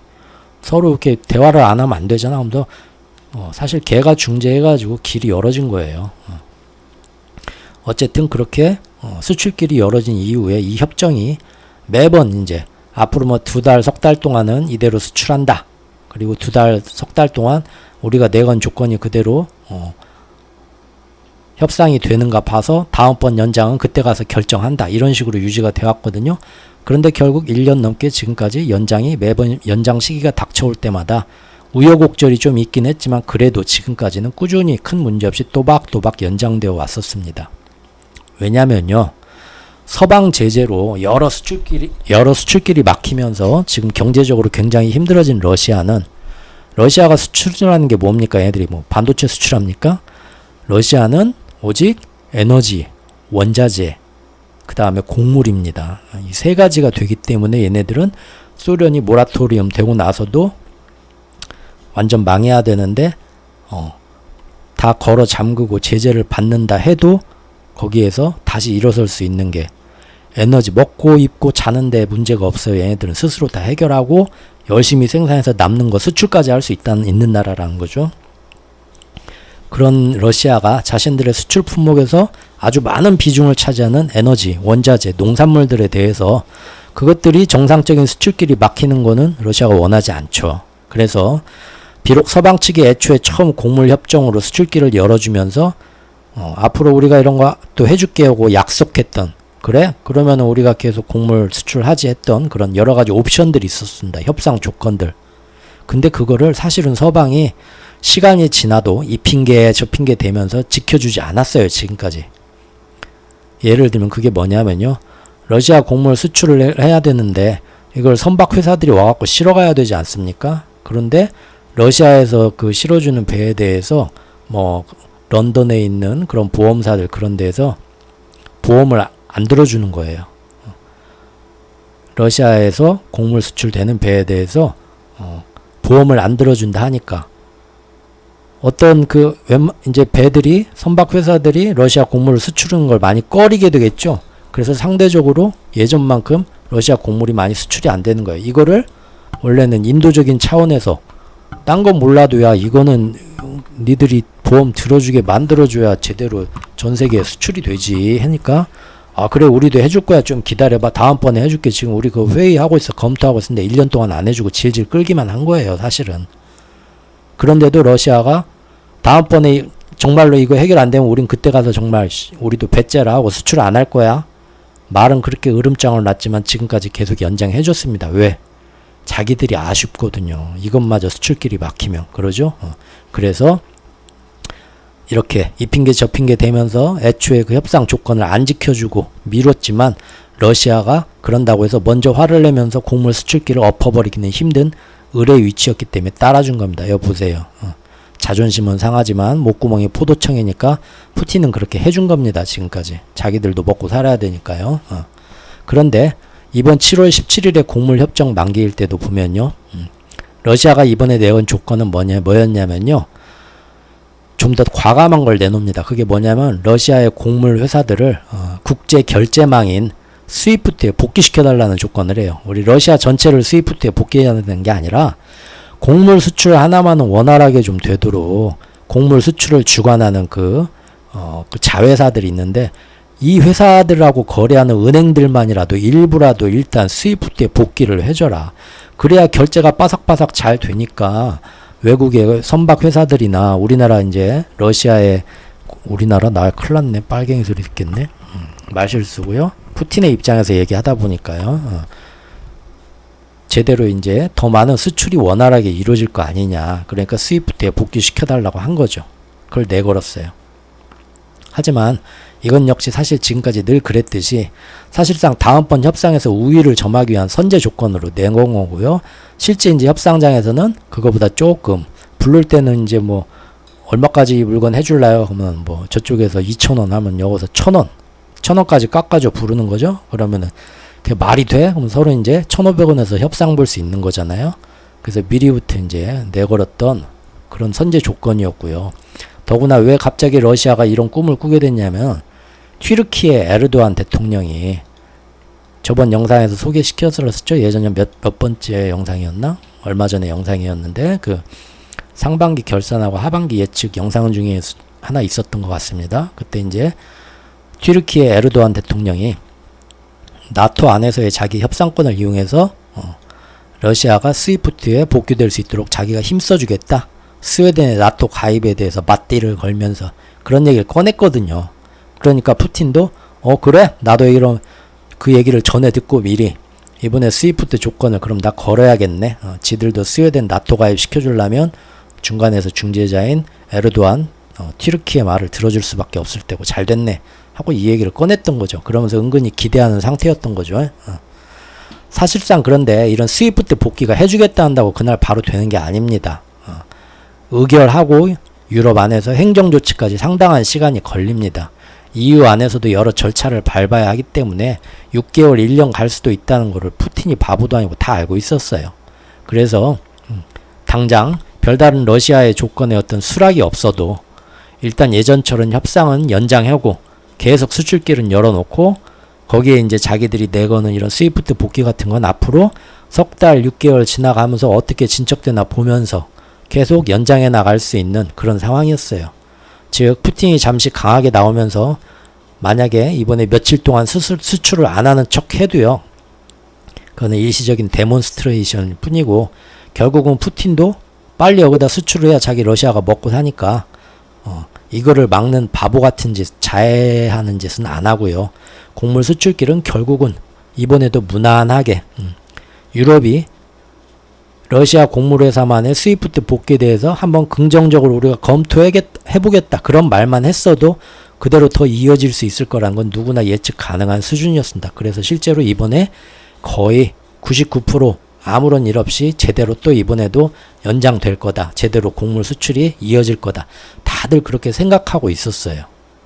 뭐 곡물 뭐 선물 거래하고 뭐 그런 트레이더들도 똑같이 그렇게 생각을 했고요. 또한 러시아하고 우크라이나 곡물에 목숨 거는 나라가 어디냐면은 그 지역의 아프리카, 중동, 또 저 남아시아 등등입니다. 파키스탄 같이. 근데 이러한 식량 원조 때문에 거기에는 친러시아 국가가 많아요. 이러한 국가들이 곡물 수출이 딱 막히게 되면 그 나라들이 다 푸틴한테 이게 어떻게 된 겁니까? 지금 너만 믿었는데 하면서 다 전화통 불나거든요. 그러면서 그나마 국제사회에서 러시아 편을 들어주던 이 나라들이 전부 서운하다고 등 돌리게 만들 수도 있는 일이기 때문에 푸틴도 이거는 절대 원하지 않는 바입니다. 지금 여기서 곡물 수출이 막히면요. 푸틴이 좋을 일이 하나도 없어요. 10개 중에 10개를 다 따져봐도요. 다 10개가 다 자기들한테 손해입니다.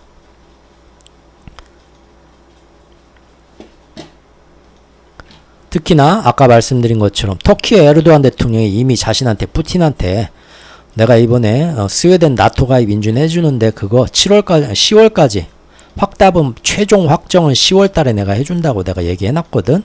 그러니까 그때까지 내가 거기에 맞춰서 러시아도 이번에 러시아 곡물 회사만이라도 최소한 스위프트 복귀를 해달라고 내가 한번 잘 얘기해보겠다 라고 이미 푸틴한테 언지까지 준 시점이었어요. 그러니까 러시아로서는 얼마든지 서운한 척해도 지금 당장 곡물 협상을 그대로 또 연장해서 이어가면서 에르도안이 10월까지 해결해 준댔으니까 한번 기다려보자고 10월까지 기다리기만 해도 되는 일이었어요. 결국 이런 걸 다 따져보면 푸틴이 여기서 곡물 수출이 막히는 거는 절대 원하지 않는다 이겁니다. 심지어 이런 얘기까지 나옵니다. 이번에 흑해 곡물 협정이 깨지니까 푸틴이 먼저 아프리카에 뭐라고 하냐면 걱정 마라. 곡물 수출 협정은 이번에 깨졌지만 러시아는 계속해서 어떻게 해서든 아프리카에 곡물, 식품, 비료 등 이런 것들을 우리가 계속해서 지원을 해줄 거다. 잘 안 되면 우리가 무상으로라도 당분간이라도 지원해 주겠다. 그런 말까지 바로 저번 주에 꺼냈습니다. 그런데 굳이 이런 시점에서 우크라이나가 또 한번 건드리면 안 되는 푸틴의 영린 크림대교에 먼저 딱 그 날짜에 맞춰 공격을 가한 거죠. 그리고 푸틴은 당연히 응당 그에 맞는 자기 아킬레스건이니까요. 대응 사격을 했는데 예전 같으면 2번, 3번 왔다 갔다 하고 끝났는데 이번에는 아주 갈 때까지 가보자고 기다렸다는 듯이 일주일 동안 쉬지 않고 서로 계속 네가 때려? 그럼 내가 때려. 그럼 나도 때려. 계속 때리다가 이제는 꼭지가 돌아가지고 모스크바 또 때려 하니까 뭐 얘네도 다뉴브강에 있는 레니앙 때려. 거기까지 간 겁니다. 그러면서 흑해 지나가는 배들은 이제 다 뒤집어 엎어버리겠어. 양쪽에서 그렇게 나오니까 결국은 흑해 곡물 수출 협상 자리에 다시 둘을 달래갖고 앉히기가 지금 수월하겠습니까? 흑해는 아무래도 이런 식으로 가면 뭔가 또 극적인 변화가 없으면 흑해에서 곡물 수출이 다시 예전처럼 이어지기가 굉장히 어려워진 상태가 되어버렸습니다. 어쩌다 보니까 그렇게 됐네요. 불과 일주일 만에. 레니 항구는 다뉴브강 하구에 우크라이나와 루마니아 접경지대에 있는 도시입니다. 아까 여기 봤죠? 여기입니다. 여기. 그간 우크라이나는 러시아군이 장악한 흑해 해역을 피해서 레니 항구 역시 또 다른 수출 거점으로 활용했었습니다. 그리고 러시아군도 나토 회원국인 루마니아하고 충돌이 될까봐 이쪽은 웬만하면 안 건드리고 피해왔었습니다. 그래서 우크라이나산 곡물이 굉장히 많이 레니 항구를 통해서 다뉴브강을 따라서 다른 우회로로 수출이 잘 되고 있었죠. 근데 이번 공격을 받아가지고 이제는 육상이나 내륙, 수로, 강을 이용해서 우크라이나로 곡물을 수출하는 그 라인은 이제 조금 타격을 받았다. 그러면은 국제 곡물 공급이 많은 타격을 받을 수 있다. 그러면은 식량 가격이 상승하고 누가 가장 영향을 받냐? 선진국보다는 아프리카, 아시아 국가들이 굶어 죽는다. 결국은 흑해를 완전히 지금 나토도 정찰을 하면서 봉쇄시키려고 하고 있습니다. 그 얘기는 이제 흑해에서 더 이상 선박들이 왔다 갔다 하면서 곡물 수출을 하기 위한 그런 시도들 자체가 이제 점점 힘들어지게 만들었다는 거죠. 그러면서 결국 이번 러시아 아프리카 정상회의 며칠 전에 열린 거에서도 굉장히 다시 흑해를 통한 곡물 수출길이 될 가능성이 거의 제로에 가까워지게 되니까 아프리카 대표들이 화가 났죠. 지금 당장 굶어 죽게 생겼는데 실망감에 여기에 지금 참석을 안 합니다. 푸틴의 굴욕이라고 나오네요. 러시아 아프리카 정상회의를 했는데 4년 전에 45명이 참석했는데 이번엔 반토막이 났다. 21명밖에 안 왔다. 그러면서 흑해 곡물 협정 파기 유감을 표명했다. 푸틴은 내가 하고 싶어서 한 게 아니라 지금 우크라이나 애들이 먼저 이렇게 도발해서 나는 지금 여기서 곡물 수출 안 되면 내가 더 지금 답답한 심정이야. 말은 이렇게 하지만 아프리카는 안 그러겠죠? 아프리카는 누구 잘못인가 따지기 전에 네가 한 번 더 참았어야지. 지금 당장 우리 다음 달부터 지금 국민들 지금 굶어 죽게 생겼는데 지금 이러면 어쩌자는 거야 하고 막 화를 냈겠죠. 실제 케냐 외무부가 와서 비난을 하면서 뒤통수를 치냐 네가 하면서 막 엄청나게 화를 냈다고 하고요. 푸틴이 오죽하면 내가 니네 나라에 곡물 무료로 줄게 하고 달래기까지 했답니다. 이렇게 가만히 보면 자꾸 까마귀 날자 배 떨어지는 이런 오비라 지금 배농사 작년부터 엄청 지금 다 망쳤죠. 결국은 공교롭게도 곡물 수출 협정의 연장 기한에 맞춰서 발생한 이번 크림대교와 크림반도 후방의 본토 공격은 흑해 곡물 협정에서 다시 취할 수 있었던 적당한 연장 기회를 날려버렸고요. 러시아로서는 그나마 정상적으로 남아있던 마지막 수출 경로가 막혀버리게 되었습니다. 당연히 러시아는 자기들을 곡물 수출을 못하게 막았는데 다시 협상이 돼갖고 다시 수출길을 열려면 우크라이나 곡물 수출길도 다 막아버려야 우크라이나도 이러지 말고 이제 다시 해보자 하라고 나올 거 아니에요. 그러니까 우크라이나가 곡물 수출 못하게 오데사항 때리고 다뉴브강에 레니양 때리고 하면서 같이 못하게 막은 겁니다. 그랬는데 오히려 나토가 나서서 야 이제 그만하고 왜 그래 곡물 수출 다시 해야지. 그게 아니라 뭐라고 합니까? 나토는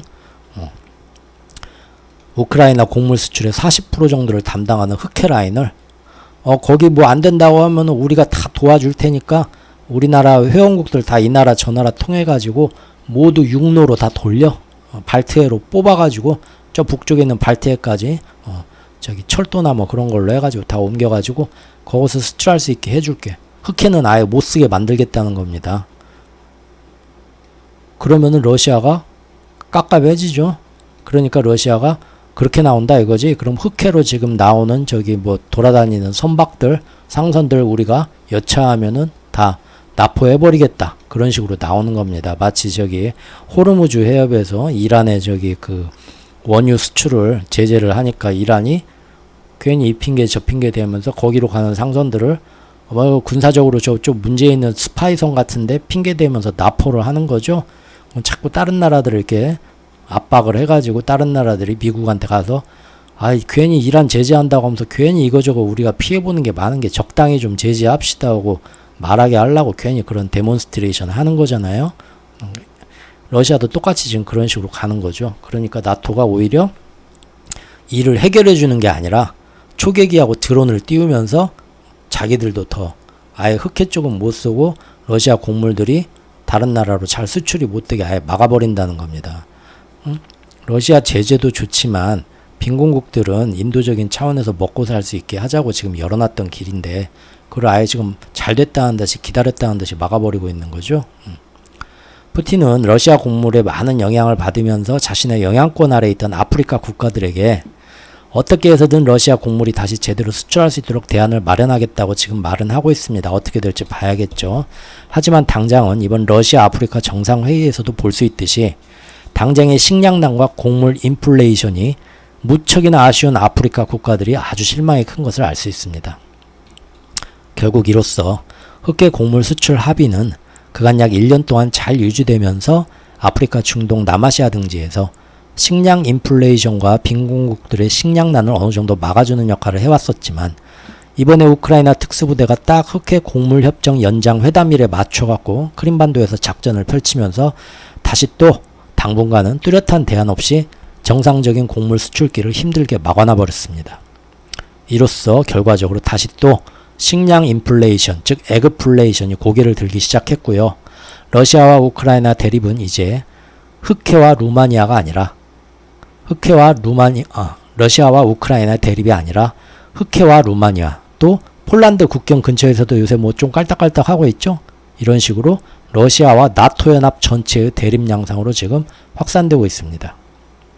하지만 이런 사정을 다 모르니까 대부분은 이런 뉴스만 보죠. 나토를 적으로 푸틴 왜 이러나. 푸틴이 들으면 좀 많이 억울할 수도 있겠죠. 아니 지금 일이 찍 진행되는 상황을 봐봐. 나도 나토를 적으로 돌리기 싫어. 나도 곡물 수출 제발 하고 싶어. 내가 왜 이러나. 나한테 묻지 마세요. 얘는 그러겠죠. 하지만 뭐 지금 우리 주변을 둘러싼 언론이나 정보는 어떤 그 우리 자유진영 저 서방 진영의 가장 대빵이 이런 식으로 기사 내라는 대로 우리나라까지 세계적으로 내려오는 지금 그런 세상이니까요. 즉 또다시 발빠른 세계 언론들의 입맞춤을 하면서 대부분의 세계인들은 지금 이런 정황을 소상히 따지고 이해하기 전에 먼저 세계적 빌런이자 악당인 푸틴이 또 저놈이 일 저질렀네, 또 저랬네. 다들 뭐 뉴스 보시면 그 밑에 댓글 달리는 거 보면 다 그러죠. 도대체 왜 그러냐 푸틴. 다 세계 걱정 나라 걱정 하시는데 저처럼 이렇게 뭐 이런 거 다 이렇게 소상히 지금 조사할 시간들이 없으시니까 뉴스만 보고 뉴스만 믿으니까 마치 우리 저기 어머님 아버님 세대들이 예전 9시 땡 치면은 전두환 뉴스, 전두환 대통령 언론하면서 그 당시 군사 독재 시절에 뉴스 나왔던 거 기억들 하시죠? 어린 시절에? 그러면 항상 거기서는 전두환 입장에서 뉴스가 나오고 그거 보고는 사람들이 우리 어머니 아버지들 그냥 아침부터 밤늦게까지 얼마나 열심히 농사일 하시고 힘들게 일하시고 그랬던 분들이에요. 그러니까 그분들 바쁘니까 뭐 이런 사정을 알 수도 없고 뉴스에서 전해주는 말만 다 믿었죠. 뉴스에서 오면은 아이고 저기는 또 저 왜 저런데. 지금 우리도 많이 똑똑해지고 많은 정보를 접하고 있다고 보지만 이 거대한 큰 흐름에서는 우리도 사실 별반 차이가 없다는 겁니다. 그리고 꼭 이런 식으로 푸틴이 이런 일이 해가지고 세상에 어떤 또 인플레나 이런 게 자극되는 큰 뭔 일이 터질 때는 항상 지금까지 그랬듯이 이번에도 역시 사람들이 왜 그런가 하고 진지하게 나름 고민하고 교차 검증하고 조사하기 전에 사람들의 흥미를 다른 쪽으로 쉽게 돌릴 수 있고 초점을 흐리게 만드는 그런 기사들이 동시에 또 어디선가 슬그머니 나옵니다. 예전처럼 인신공격성 기사들이죠. 그게 뭐죠? 푸틴이 또 침해 행동을 했다. 이 뉴스 또 바로 나오고요. 또 이번 바그너 반란 당시에도 우왕좌왕하는데 그게 그냥 우왕좌왕도 아니고 결정장애가 있다. 이런 기사까지 또 나옵니다. 이것도 우리 요새 한간의 화제인 그 오윤영 선생님이 우리 금쪽이 데려다가 또 이제 교육 좀 해야겠죠. 푸틴 좀. 이처럼 흑계 곡물 협정의 재회복이 지금처럼 자꾸만 요원해지게 된다면요. 우리가 한 명 깜빡 잊고 있던 인물인데 그게 뭐냐면 튀르키예 에르도안 대통령이다. 왜냐하면 지금까지 양자 사이에서 협상권과 중재권을 빌미로 유로연합한테는 이거 해달라. 미국한테는 이거 해달라. 자신 망가진 경제 하에서 자신의 독재 정권을 계속 유지해가려던 튀르키예 에르도안 대통령이 바로 이 푸틴의 곡물 협정에서 스위프트 복귀를 해주겠다 하면서 중요한 협상 카드를 자기가 밀고 있었는데 이렇게 되면서 날아가 버리면 그 협상 카드 하나가 날아가잖아요. 그러면 요거를 또 빌미로 해서 러시아한테 받아먹을 거 받아먹고 미국한테서 F-16 받아먹고 하려고 했는데 이런 협상 카드가 약해지니까 튀르키예 대통령도 뭔가 하나 날아간 거죠. 자기 이권이. 근데 이 사람이 얼마나 이 늙은 양반이 머리가 잘 돌아가고 자기 이권에 빠른지 금방 또 이거 언제 뉴스입니까? 어제 뉴스입니다. 금방 또 뭐 하나 퍼뜨립니다. 그게 뭐냐면 요새 이스라엘의 네타냐후가 똥볼 많이 차고 있죠. 그러면서 그 안에서 지금 중동에 대한 영향력 자기 마음대로 중동을 드라이빙하고 가야 되는데 그걸 못하고 있잖아요. 미국이. 그거를 딱 알고 파악하고 있겠죠. 바로 달려가서 이스라엘하고 지금 그 대치하고 있는 팔레스타인. 팔레스타인 안에서도 둘이 서로 엇갈리는 세력들이 있거든요. 그 세력들을 자기가 이집트에서 3자 회담을 열어가지고 또 중재자가 됩니다. 그러면서 앞으로 이스라엘과 팔레스타인을 조정하게 되는 미국이 조정하고 싶어 할 텐데 그 사이에서 자기가 얘네들은 미국말 안 듣고 이스라엘도 미국말 요새 잘 안 듣고 하니까 자기가 거기서 뭔가 또 중재자가 되어서 큰 딜을 한번 또 걸면서 대단한 사람입니다. 근데 이 사람이 경제 쪽에서도 좀 그렇게 진작 잘해보지 괜히 막 선진국 금리 인상하면서 자기들 경제 침략당한다고 혼자 정반대로 가는 정책을 피다가 지금 망가뜨렸는데 이제 정신 차렸죠? 이번에 연임되고 나서는 얘도 그동안 금리 인하만 죽어라 하던 거 금리 인상하기 시작했죠. 뒤늦게. 어쨌든 참 대단한 사람입니다. 인도가 아시아에서 대중국 견제책으로 서방연합의 러브콜을 받으면서 러시아하고 미국 사이에서 양쪽에서 받아낼 거 다 받아먹는다면 터키는 중동과 유럽 사이에서 미국과 중국 그리고 러시아 사이에서 기막히게 줄타기를 하고 있는 셈입니다. 보십시오. 또 터키는 유럽한테서 원조도 받고 미국한테서도 원조를 받으려고 하지만 사실은 또 중국 러시아 진영인 중동의 아랍에미레이트한테서 또 이번에 경제 협력을 받기로 지원을 받기로 또 이번에 협약을 또 따냈습니다. 이번에는 대단하죠. 양쪽에서 다 따내요. 좀 부럽네요. 어떻게 보면. 그리고 중국에서 요새 저기 그 부총리가 뭐 지금 뭐 아무런 이유 없이 뭔가 음모설이 막 나돌고 뭐 여러 가지 얘기가 나오는데 결국은 실각됐죠. 한 3주째 안 나오다가 그리고 새롭게 예전에 해임했던 왕이 부총재가 다시 또 그 자리에 올라갔는데 이 사람이 첫 번째 외교 공식 행보가 터키 찾아간 겁니다. 터키가 중간에서 얼마나 미국이랑 유럽을 자기 마음대로 슬슬 코골이 딱 꿰고 자기 하고 싶은 대로 조정하면서 중간에서 박쥐처럼 이거저거 한다는 걸 아니까 중국도 그런 딱 지금 캐스팅 보트가 되는 터키부터 제일 먼저 찾아간 겁니다. 어떻게 보면 터키나 인도나 참 대단한 나라들이에요.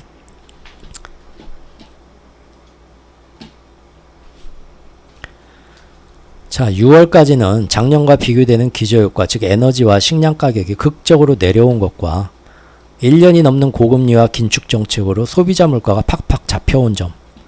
그러다 보니까 이젠 비록 주거비의 반등 위험성과 탄탄한 노동시장 때문에 근원 물가가 잘 안 잡히고는 있지만 어쨌든 세계적으로 중국, 유럽 등에서 경기 침체 초입기에 들어가기 시작하면서 물가도 자연스럽게 뚝뚝 떨어지는 디스인플레이션이 동시에 지금 진행되고 있습니다. 그렇다면 미국과 선진국들은 정말로 금리 인상을 더 할 필요가 없을 수도 있겠죠. 이대로만 가면 증시의 전문가들이 보듯이 딴 데는 몰라도 적어도 미국에서는 연착륙과 골디락스가 올 수도 있고 조만간 금리 인하로 다시 내려올 수도 모릅니다.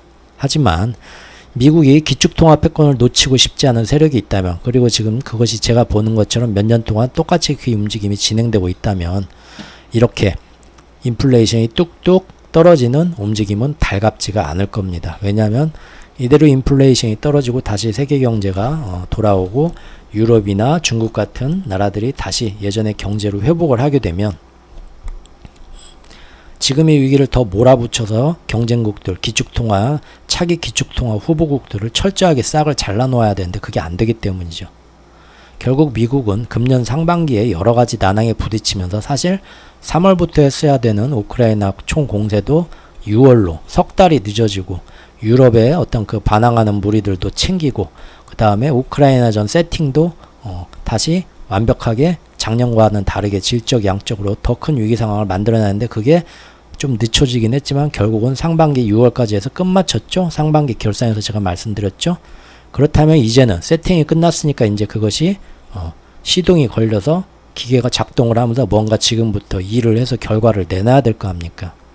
즉 이쯤에서 다시 한번 전쟁의 힘을 이용해서 그동안 잠잠했던 에너지와 식량 등의 공급망을 또 자극하면서 세계 물가를 다시 띄우고 싶은 유혹이 있었겠죠. 지금 모든 것이 작년 노드스트림 사건과 데자뷰입니다. 이번에도 역시 우크라이나의 특수부대가 처음 일을 벌렸다고 말들을 합니다. 우크라이나 정부는 초기에 이에 대해서 얼버무렸고요. 백악관 역시도 우리하고는 전혀 상관없는 일이라고 한 발 뺐습니다. 물론 지난 노드스트림 사건은 결국 한 6개월이 지난 전후에 우크라이나의 조작임이 결국 드러났고요. CIA 가담 의혹도 상당히 짙어졌지만 미국과 우크라이나는 그 이후로 조사 중이라고 얼버무리고요. 그 후 희한하게도 2월 달부터 지금까지 언론에서도 더 이상 이 문제를 다루지 않고 있습니다. 노드스트림 폭파 사고 때문에 사실은 에너지를 러시아에 의존하고 있던 유럽이 우크라이나와 러시아 전쟁을 우리가 중재해보자 자체적으로 전쟁이 더 커지기 전에 휴전 상태로 나설 수도 있었는데 그 가능성을 날려버린 거죠. 노드스트림 사건이. 왜냐하면 우크라이나를 통과하는 러시아의 그 에너지 수송관이 전쟁으로 인해 파괴가 되어도 지금 작년에 러시아하고 우크라이나를 유럽이 나서서 그러지 마라 하고 중재시키고 화해시켰으면은 일단 휴전이라도 해라 했으면은 러시아도 다시 우크라이나를 통과하는 가스관이 아니라 저 위에 발트해로 우크라이나하고 상관없이 독일로 이어지던 노드스트림 수송관을 좋아 전쟁 화해했으니까 다시 수입하자 하고 그 가스관을 이용해서 공급을 했으면 유럽에 찾아올 에너지 인플레도 없었고 지금 닥치게 된 유럽의 경기 침체도 안 왔을 겁니다. 그러면 전 세계 인플레도 안 왔을 거고요. 그러죠? 그런데 그 노드스트림을 누군가가 날려버렸습니다. 그 당시에는 러시아가 날렸다 하는데 그때도 지금처럼 따져보면 러시아가 날려봤자 이득 볼 게 하나도 없고 오히려 지금 곡물협정처럼 러시아는 굉장히 아쉽고 날리지 않았으면 했선 그동안 얼마나 많은 돈을 들여서 십몇 년 동안 그걸 힘들게 받아쓰게 지어온 건데 그걸 화난다고 깽판 치면서 자기네가 터뜨린다고요? 말이 안 되는 거를 왜 말이 안 되는가 그 당시 제가 작년 10월부터 아주 자세하게 다뤘었죠. 그러니까 이 사건은 사실은 지금처럼 전쟁이 길어지고 인플레이션이 전 세계에 고착화되는 아주 중요한 분기점이 됐던 사건이기 때문에 지금 드러난 의혹과 진실을 아주 국제적으로 집중해서 파헤쳐야 하는 그런 사건입니다. 하지만 그 당시에 2월 달에 러시아가 발끈해서 이거 봐라. 우리 아니라고 했잖아. CIA까지 관여된 증거가 지금 나왔네. 국제수사 다시 한번 해보자 하고 의뢰를 했지만 이 역시도 지금까지 그대로 무시되고 있습니다. 그리고 노드스트림 사건으로 그 당시 유럽의 친미파가 아닌 유럽의 진짜 유럽을 생각하는 그 나라의 극우 민족파들이 미국의 영향을 받지 않고 자기들 선에서 이 전쟁을 중재를 하고 유럽에 닥쳐올 경제적 영향을 줄이자라는 그런 어떤 마지막 희망이 노드스트림 가스관이었는데 그게 날아가면서 당연히 미국의 그 유럽에서도 유럽 내 극우 민족파 정치인들의 발언권은 약해지면서 다시 친미파가 다 지배하게 되었던 겁니다. 결국 그 결과로 우크라이나전은 1년을 넘기면서 지금까지 확대되었고요. 세계의 에너지 공급망은 완전히 재편되었으면서요. 인플레이션은 일시적인 게 아니라 그 상태로 고착화되어 버리는 전초가 되었던 겁니다. 그런데 지금 흑해 곡물 협정을 날려버린 이번의 공방전도 마찬가지입니다. 푸틴은 사실상 그간 서방이 인도적인 차원에서 협상해준 덕분에 선박 보험 등의 불이익은 비록 해결해주진 않았지만 그래도 흑해를 통한 곡물 수출을 우크라이나와 같이 유지할 수 있었습니다. 그리고 처음 그러한 곡물 협정에 적극 나서면서 중재자 역할을 했던 것도 사실 그 당시 튀르키예였고요.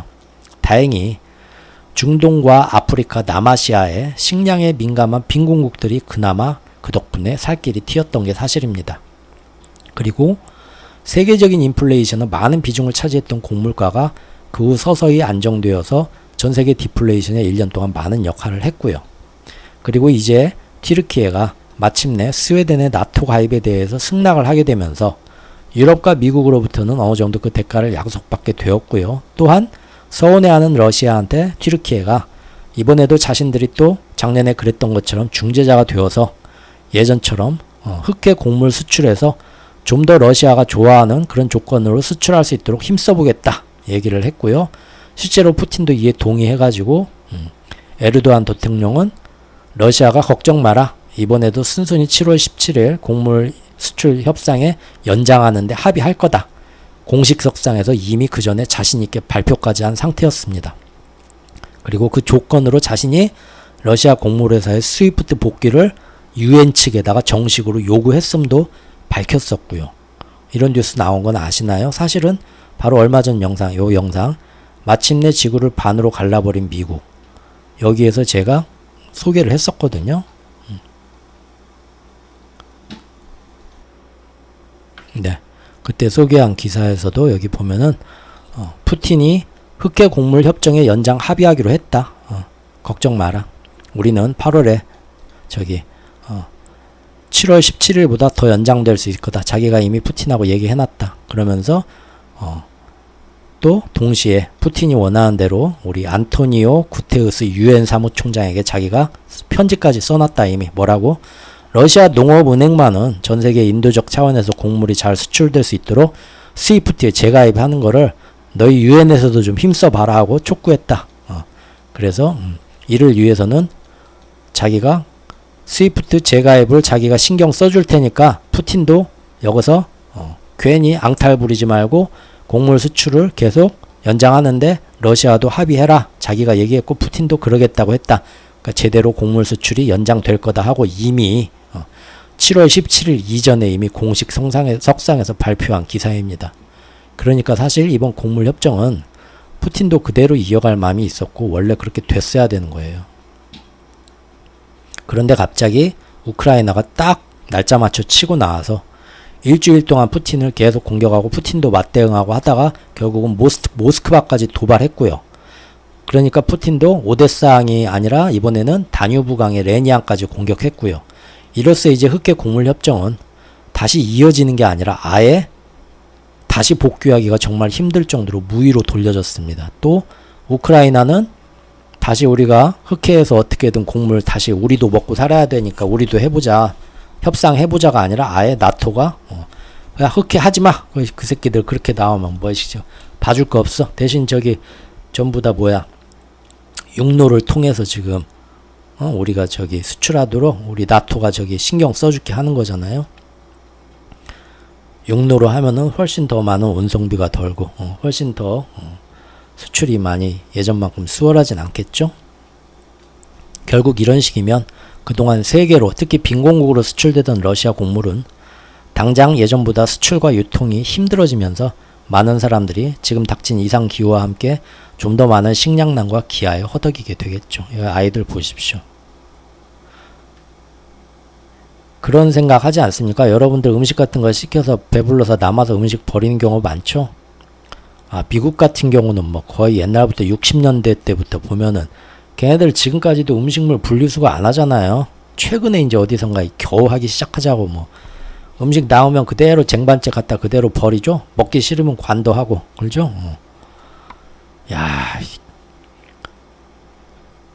예전에 우리가 캠핑 같은 거 가보신 분들은 알겠지만 캠핑장 가면 그 남는 음식 그 어떤 서로 그 안에 이제 캠핑장 안에 냉장고가 있어서 우리가 캠핑 다 하고 가는데 이 음식이 남았다 하면 그 안에다 넣어놓고 다음번 캠핑 하시는 분들 혹시 가져다 먹으십시오 하고 이렇게 무료로 이렇게 돌려 먹을 수 있게 그런 냉장고에 있는 캠핑장도 있죠.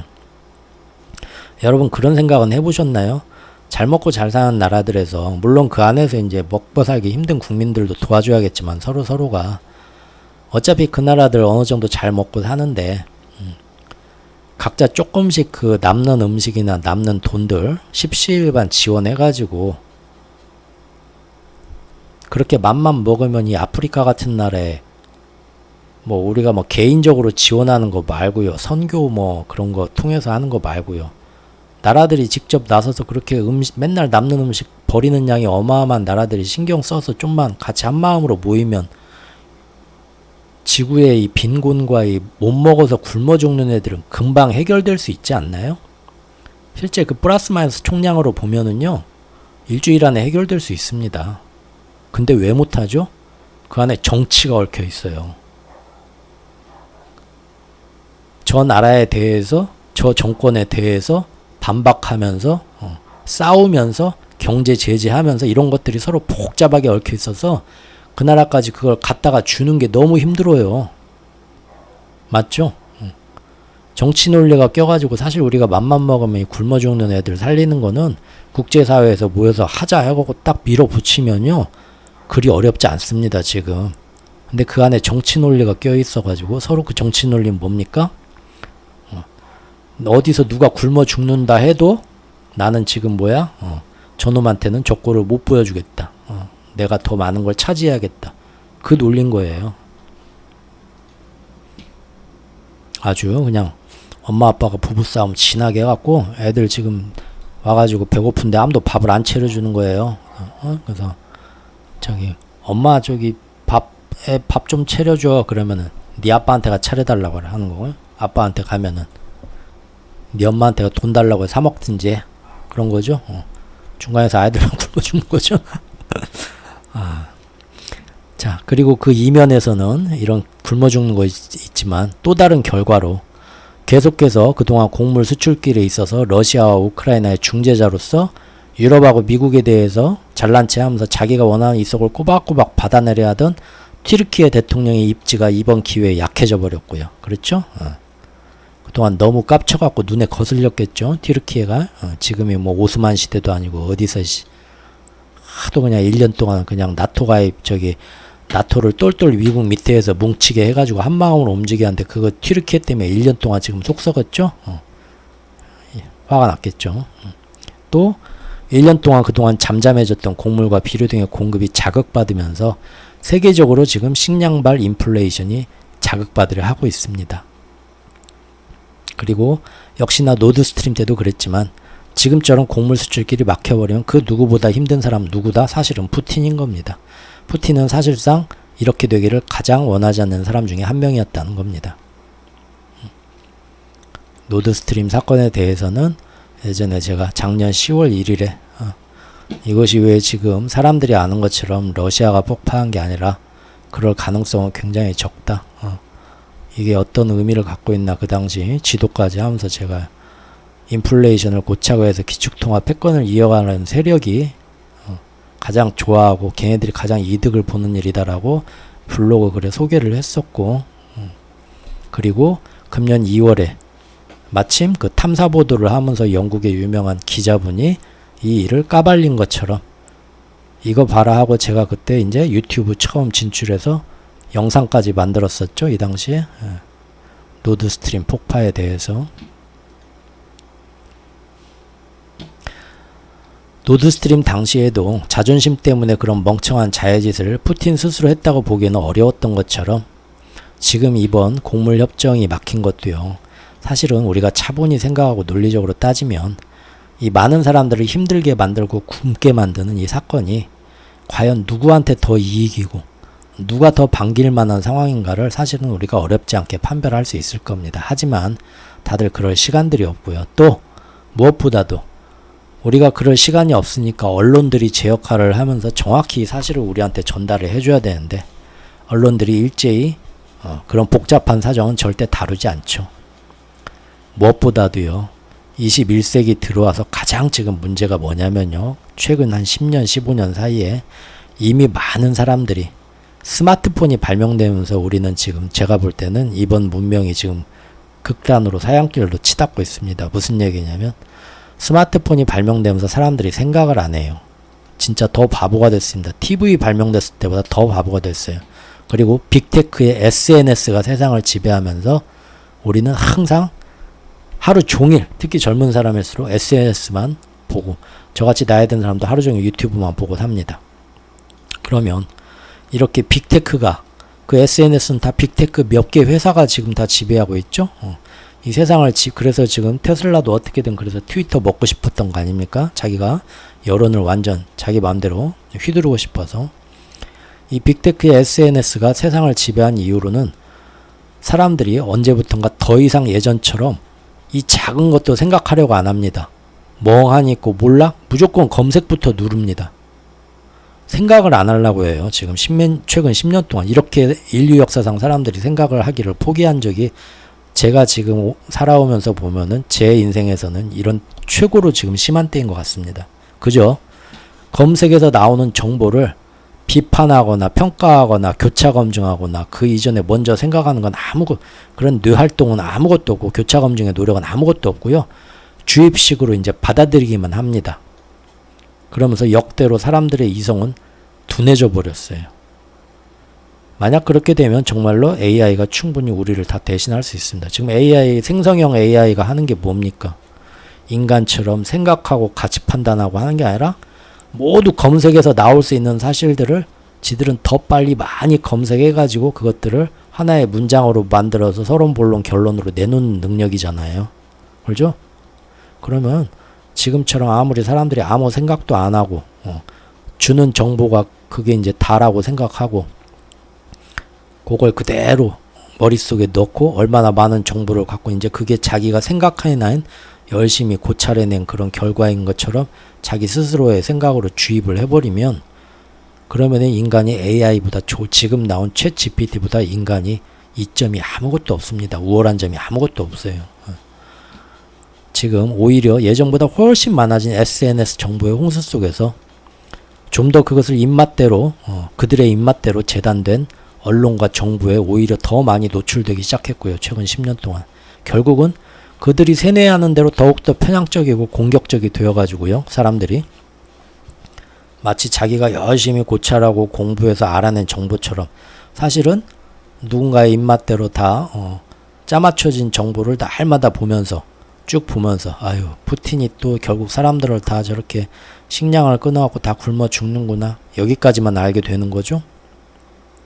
푸틴이 절대 좋은 놈이란 거 아닙니다. 푸틴 전쟁 일으킨 푸틴이 제일 나쁜 놈 맞아요. 다만 그걸 이용해서 푸틴이 악당인 걸 이용해서 중간에 슬슬 이렇게 끼워내면서 자기들의 책임까지 푸틴이 더 많은 책임 있는 것처럼 돌리면서 많은 사람들이 아이들이 굶어 죽은데 자기 입속을 딱딱 챙기려 하는 놈들이 꼴 보기 싫어서 지금 제가 하는 말입니다.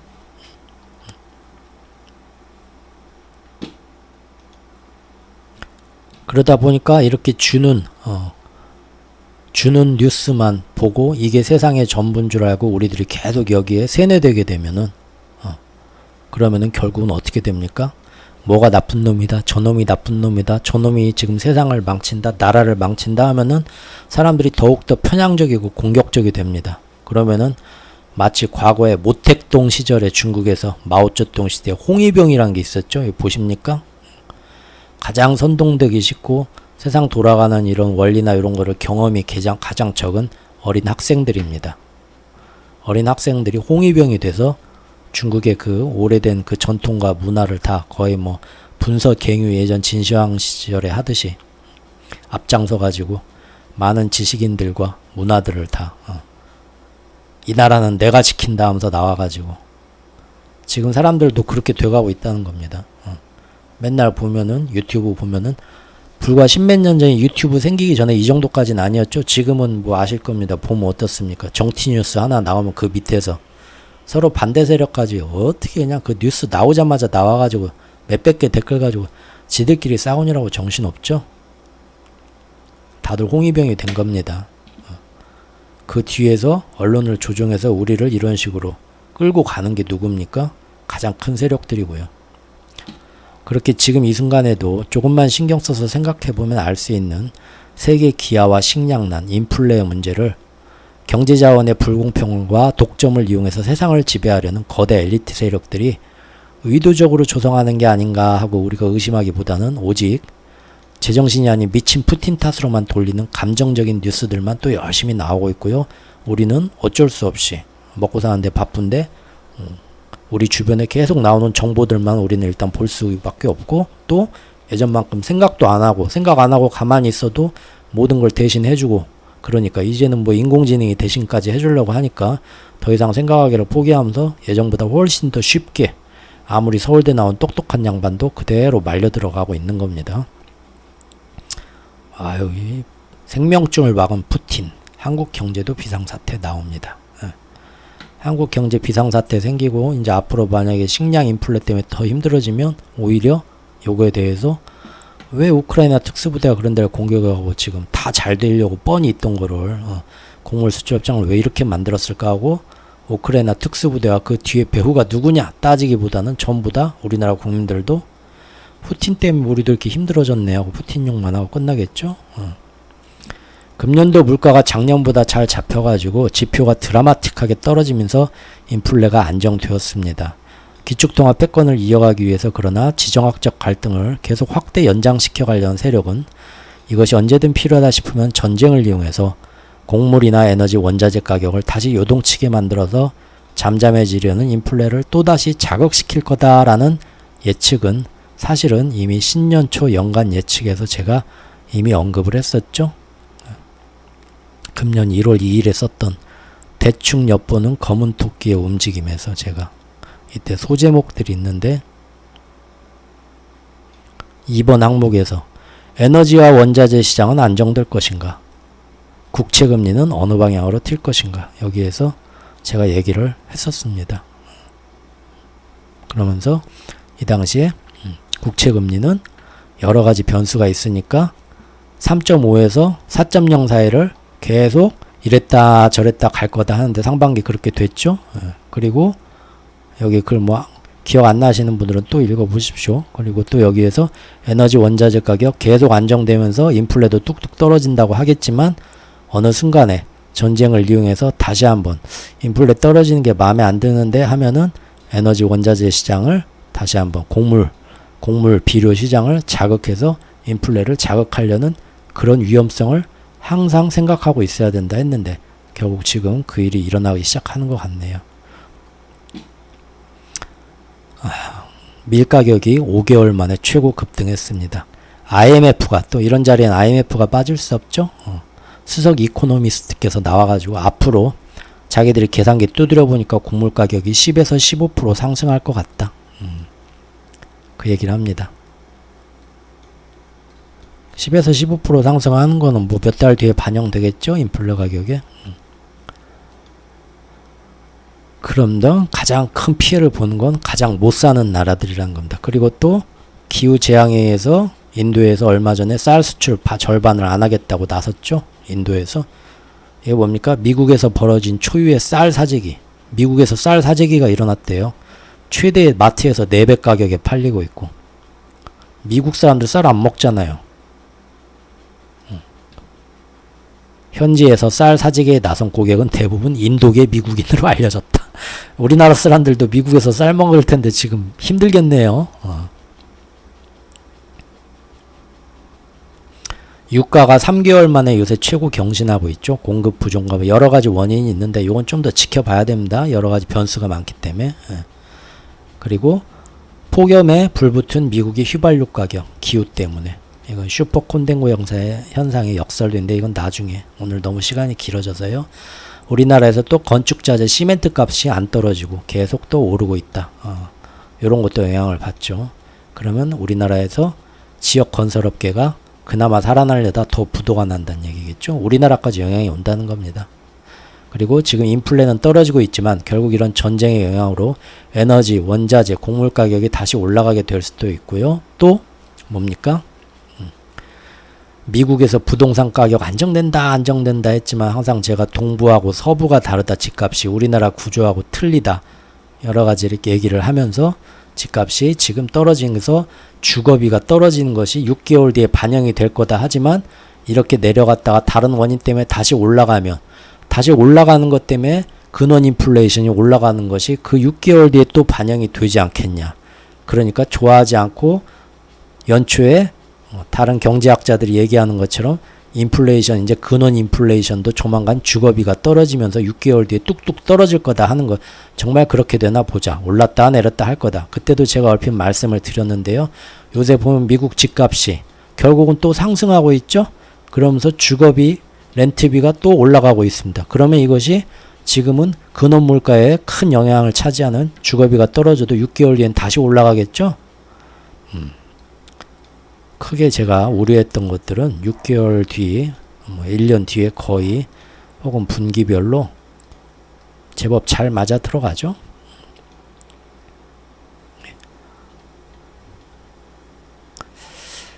마지막으로 오늘 또 길어져서 되게 죄송하고요. 사실 지금 그 움직임보다도 더 급하게 다가온 위험 변수가 있습니다. 바로 기후재앙입니다. 기후재앙으로 인해서 인플레가 자극을 받는 건 저도 예상은 하고 영상까지 예전에 만들었었지만 제 예상보다도 너무 빠르게 악화되고 있어가지고 겁이 납니다. 사실 저는 이 경제적인 이런 미중 갈등을 보면서 앞으로 제 노후를 대비해서 기후재앙에 대비해서 제 주거 환경을 개선하고 조금 뭔가 보강하면서 미래를 봐야겠다 하는 거는 10년 안에 천천히 해도 된다고 생각을 했었는데 지금 돌아가는 꼴 보면 5년 안에 해결 봐야 될 것 같아요. 개인적으로 저는 예전 영상에서도 기후재앙 특별편에서 말했지만 그 어떤 때보다도 제일 비관적으로 2030년까지 봤었죠. 누구보다도 그 한계점을 일찍 당겨서 2030년까지는 개인적으로 준비를 해야겠다 했는데 지금 당장 보니까 어떻습니까? 작년하고 금년 차이가 1년 사이인데 너무 눈에 띄게 다르죠. 이런 식이라면요. 2030년 이후에 굉장히 힘들어지는 게 아니라 2030년 이전에 앞으로 5년 안에 뭔 사단 날 것 같습니다. 사단이라는 거는 뭔 얘기냐면요. 기후재앙과 그에 따른 식량난과 또 기후재앙을 복구하기 위한 막대한 경제비용이 생겨나면서 세계 경제가 더 빠르게 침체되고 더 빠르게 인플레가 더 높아지는 그런 효과를 말하는 겁니다. 기후 얘기는 나중에 한 번 더 다루겠습니다. 기회가 되면. 극단적으로 말하자면 의식주에 필요한 기초적인 재원과 자산들 가격이요. 계속해서 높은 수준에 머무르는 시대가 앞으로 오랫동안 오게 되고요. 아마 저 죽을 때까지 올 확률이 크겠죠. 그리고 다른 모든 경제활동에서 창출한 이익을 점점 더 많은 기후재앙의 복구사업, 재건사업, 예방사업 등등에 소모하면서요. 경제비용이 엄청나게 드러나는 거죠. 전 세계에서. 세계 경제가 앞으로 거의 성장하지 못하는 아주 악질적인 경우가 10년 안에 오게 될 수도 있다 이겁니다. 당장은 우크라이나 전쟁 여파로 인한, 왜냐면요 AI나 아무리 로봇 기술이 발전해서 우리 캐시우드 할머니가 얘기하는 것처럼 생산 비용이 극적으로 줄어들게 되면서 사람들이 굉장히 어떤 경제가 크게 발전할 수도 있지만 기후재앙 문제가 해결이 안 되고 이것이 식량이나 농산물의 문제가 되면요. 요거는 그 로봇이나 AI가 해결 못 해줍니다. 지금. 그렇죠? 당장은 우크라이나 전쟁 여파로 인한 우크라이나 러시아 곡물 수출 문제는 지역적으로 중동, 아프리카 등지 최빈국한테 영향이겠죠. 하지만 지금 진행되고 있는 이상기후는요. 이미 아시아하고 전 세계 신흥국들한테 범지구적인 영향을 따로 미치기 시작했습니다. 인도에서 얼마 전에 그 쌀 수출 반절 막은 것도 뭡니까? 기후재앙 때문에 그렇게 된 거고, 그게 이제 아시아에 식량 인플레에 이제 자극을 끼치는 게 2달, 3달 뒤에 올 거잖아요. 즉, 신흥국들은 특히 대부분 식량비가 전체 경제 규모에서 차지하는 비중이 아주 큽니다. 곡물가의 상승이 물가에 미치는 영향이 훨씬 더 선진국들에 비해 민감하다는 얘기입니다. 그런다면은 그 나라의 경제들은 더 쉽게 흔들린다는 뜻이고요. 그 나라의 국채가 더 민감하게 널뛴다는 뜻입니다. 이것은 당장 신흥국이나 식량 작업을 못하는 나라, 우리나라도 포함이죠. 그런 나라에서 인플레하고 채권 가격을 요동치게 만들고요. 그러면 그 나라 신용시장이 지금과 같은 선진국들의 고금리, 양적 긴축의 환경에서 점점 더 디폴트의 위험이 커지는데, 여기에다 대고 미국하고 유럽이 앞으로 정말로 금리 인상을 더 하고, 갑자기 지금 일본에서 우에다가 안 한다고 안 한다 했다가 뒤통수 때리면서 YCC 슬쩍 조정하면서 전세계 채권 시장에 뭔가 파문을 일으키기 시작했다는 거죠. 예전부터 우려했던 세계 경제의 침체와 인플레의 고착화, 그리고 스태그플레이션이 도래할 것 같은 이 미래에서 금년도에는 그 주요한 변수 요인으로 봤었던 게 전쟁과 지정학적 갈등으로 인한 채권금리 시장에 충격이 올 거다 했던 거죠. 근데 이것이 이제는 예상보다 훨씬 더 강력하고 급박해지는 이상기후 영향 때문에 그것이 더 중첩되고 더 배가 될 가능성이 훨씬 더 커지는 위급한 사태가 오려하고 있습니다. 이처럼 이상기후는 당장 우리가 더위와 물난리 등으로 몸이 괴로워하는 것만 생각들 하시는데, 사실은 경제와 특히 식량 쪽과 아주 밀접한 관련성이 있습니다. 정말로 앞으로 고금리, 고물가 이런 거 뉴 노멀 시대가 상당히 오랫동안 지속되게 된다면, 최근 몇 년간은 그러한 동적 요인이 팬데믹이었고 대규모 정부 지출이었고 공급망 붕괴였고 지정학적 갈등과 전쟁으로 지금 이어지고 있지만, 앞으로 몇 년 동안은 시간이 지날수록 베이비붐 세대 전 세계적으로 은퇴하고요. 전 세계가 고령화되고 있고요. 젊은 세대들도 근로 트렌드가 변화하면서 파트타임으로 일하고 생산 인구 비율의 문제도 지금 바뀌고요. 그런데 여기다가 이상기후 영향까지 더 크게 작용하면 이런 고금리, 고물가, 생산성이 떨어지는 전 세계의 그런 시대는 상당히 더 오랫동안 고착화될 것 같습니다. 현재 미국은 팬데믹 때 일 안 하던 사람도 이제는 다 현장으로 다 나오면서 핵심 노동인구가 경제활동에 참여하는 게 거의 최고 수준까지 다다랐습니다. 그럼에도 불구하고 여전히 임금은 높고 직업은 넘쳐납니다. 경제가 지금 굉장히 잘 나가고 있다고 하죠. 그러면은 점점 더 뭡니까? 금리 인상을 더 할 수밖에 없겠죠. 그리고 미국은 그나마 경제가 잘 나가니까 연착륙이 된다 하더라도, 혹은 이 밑에서 지금 진행되는 신용시장을 보면은 겉으로만 연착륙이고 사실은 저는 경착륙이 언제든 터질 확률이 더 크다고 보고는 있지만, 다른 나라들, 그나마 미국 빼고 다른 나라들, 힘든 나라들 지금 어떻겠습니까? 더 크게 먼저 싹 무너지겠죠? 이게 바로 제가 꾸준히 얘기해온 BF단이 원하는 결과겠죠. 오늘 또 너무 길어져서 너무 죄송하고요. 잠 못 자가지고 저기 듣기 힘들다 하시는 분들은 그냥 서머리만 보십시오. 틈틈이 저기 그 타임라인으로 나눠서 들으셔도 되고요. 오늘 또 이 긴 얘기 함께 해주신 여러분들에게 감사 말씀 드립니다. 면목이 없습니다. 항상 재미없는 얘기 너무 오래 해서. 편안한 밤 되시기 바라겠습니다.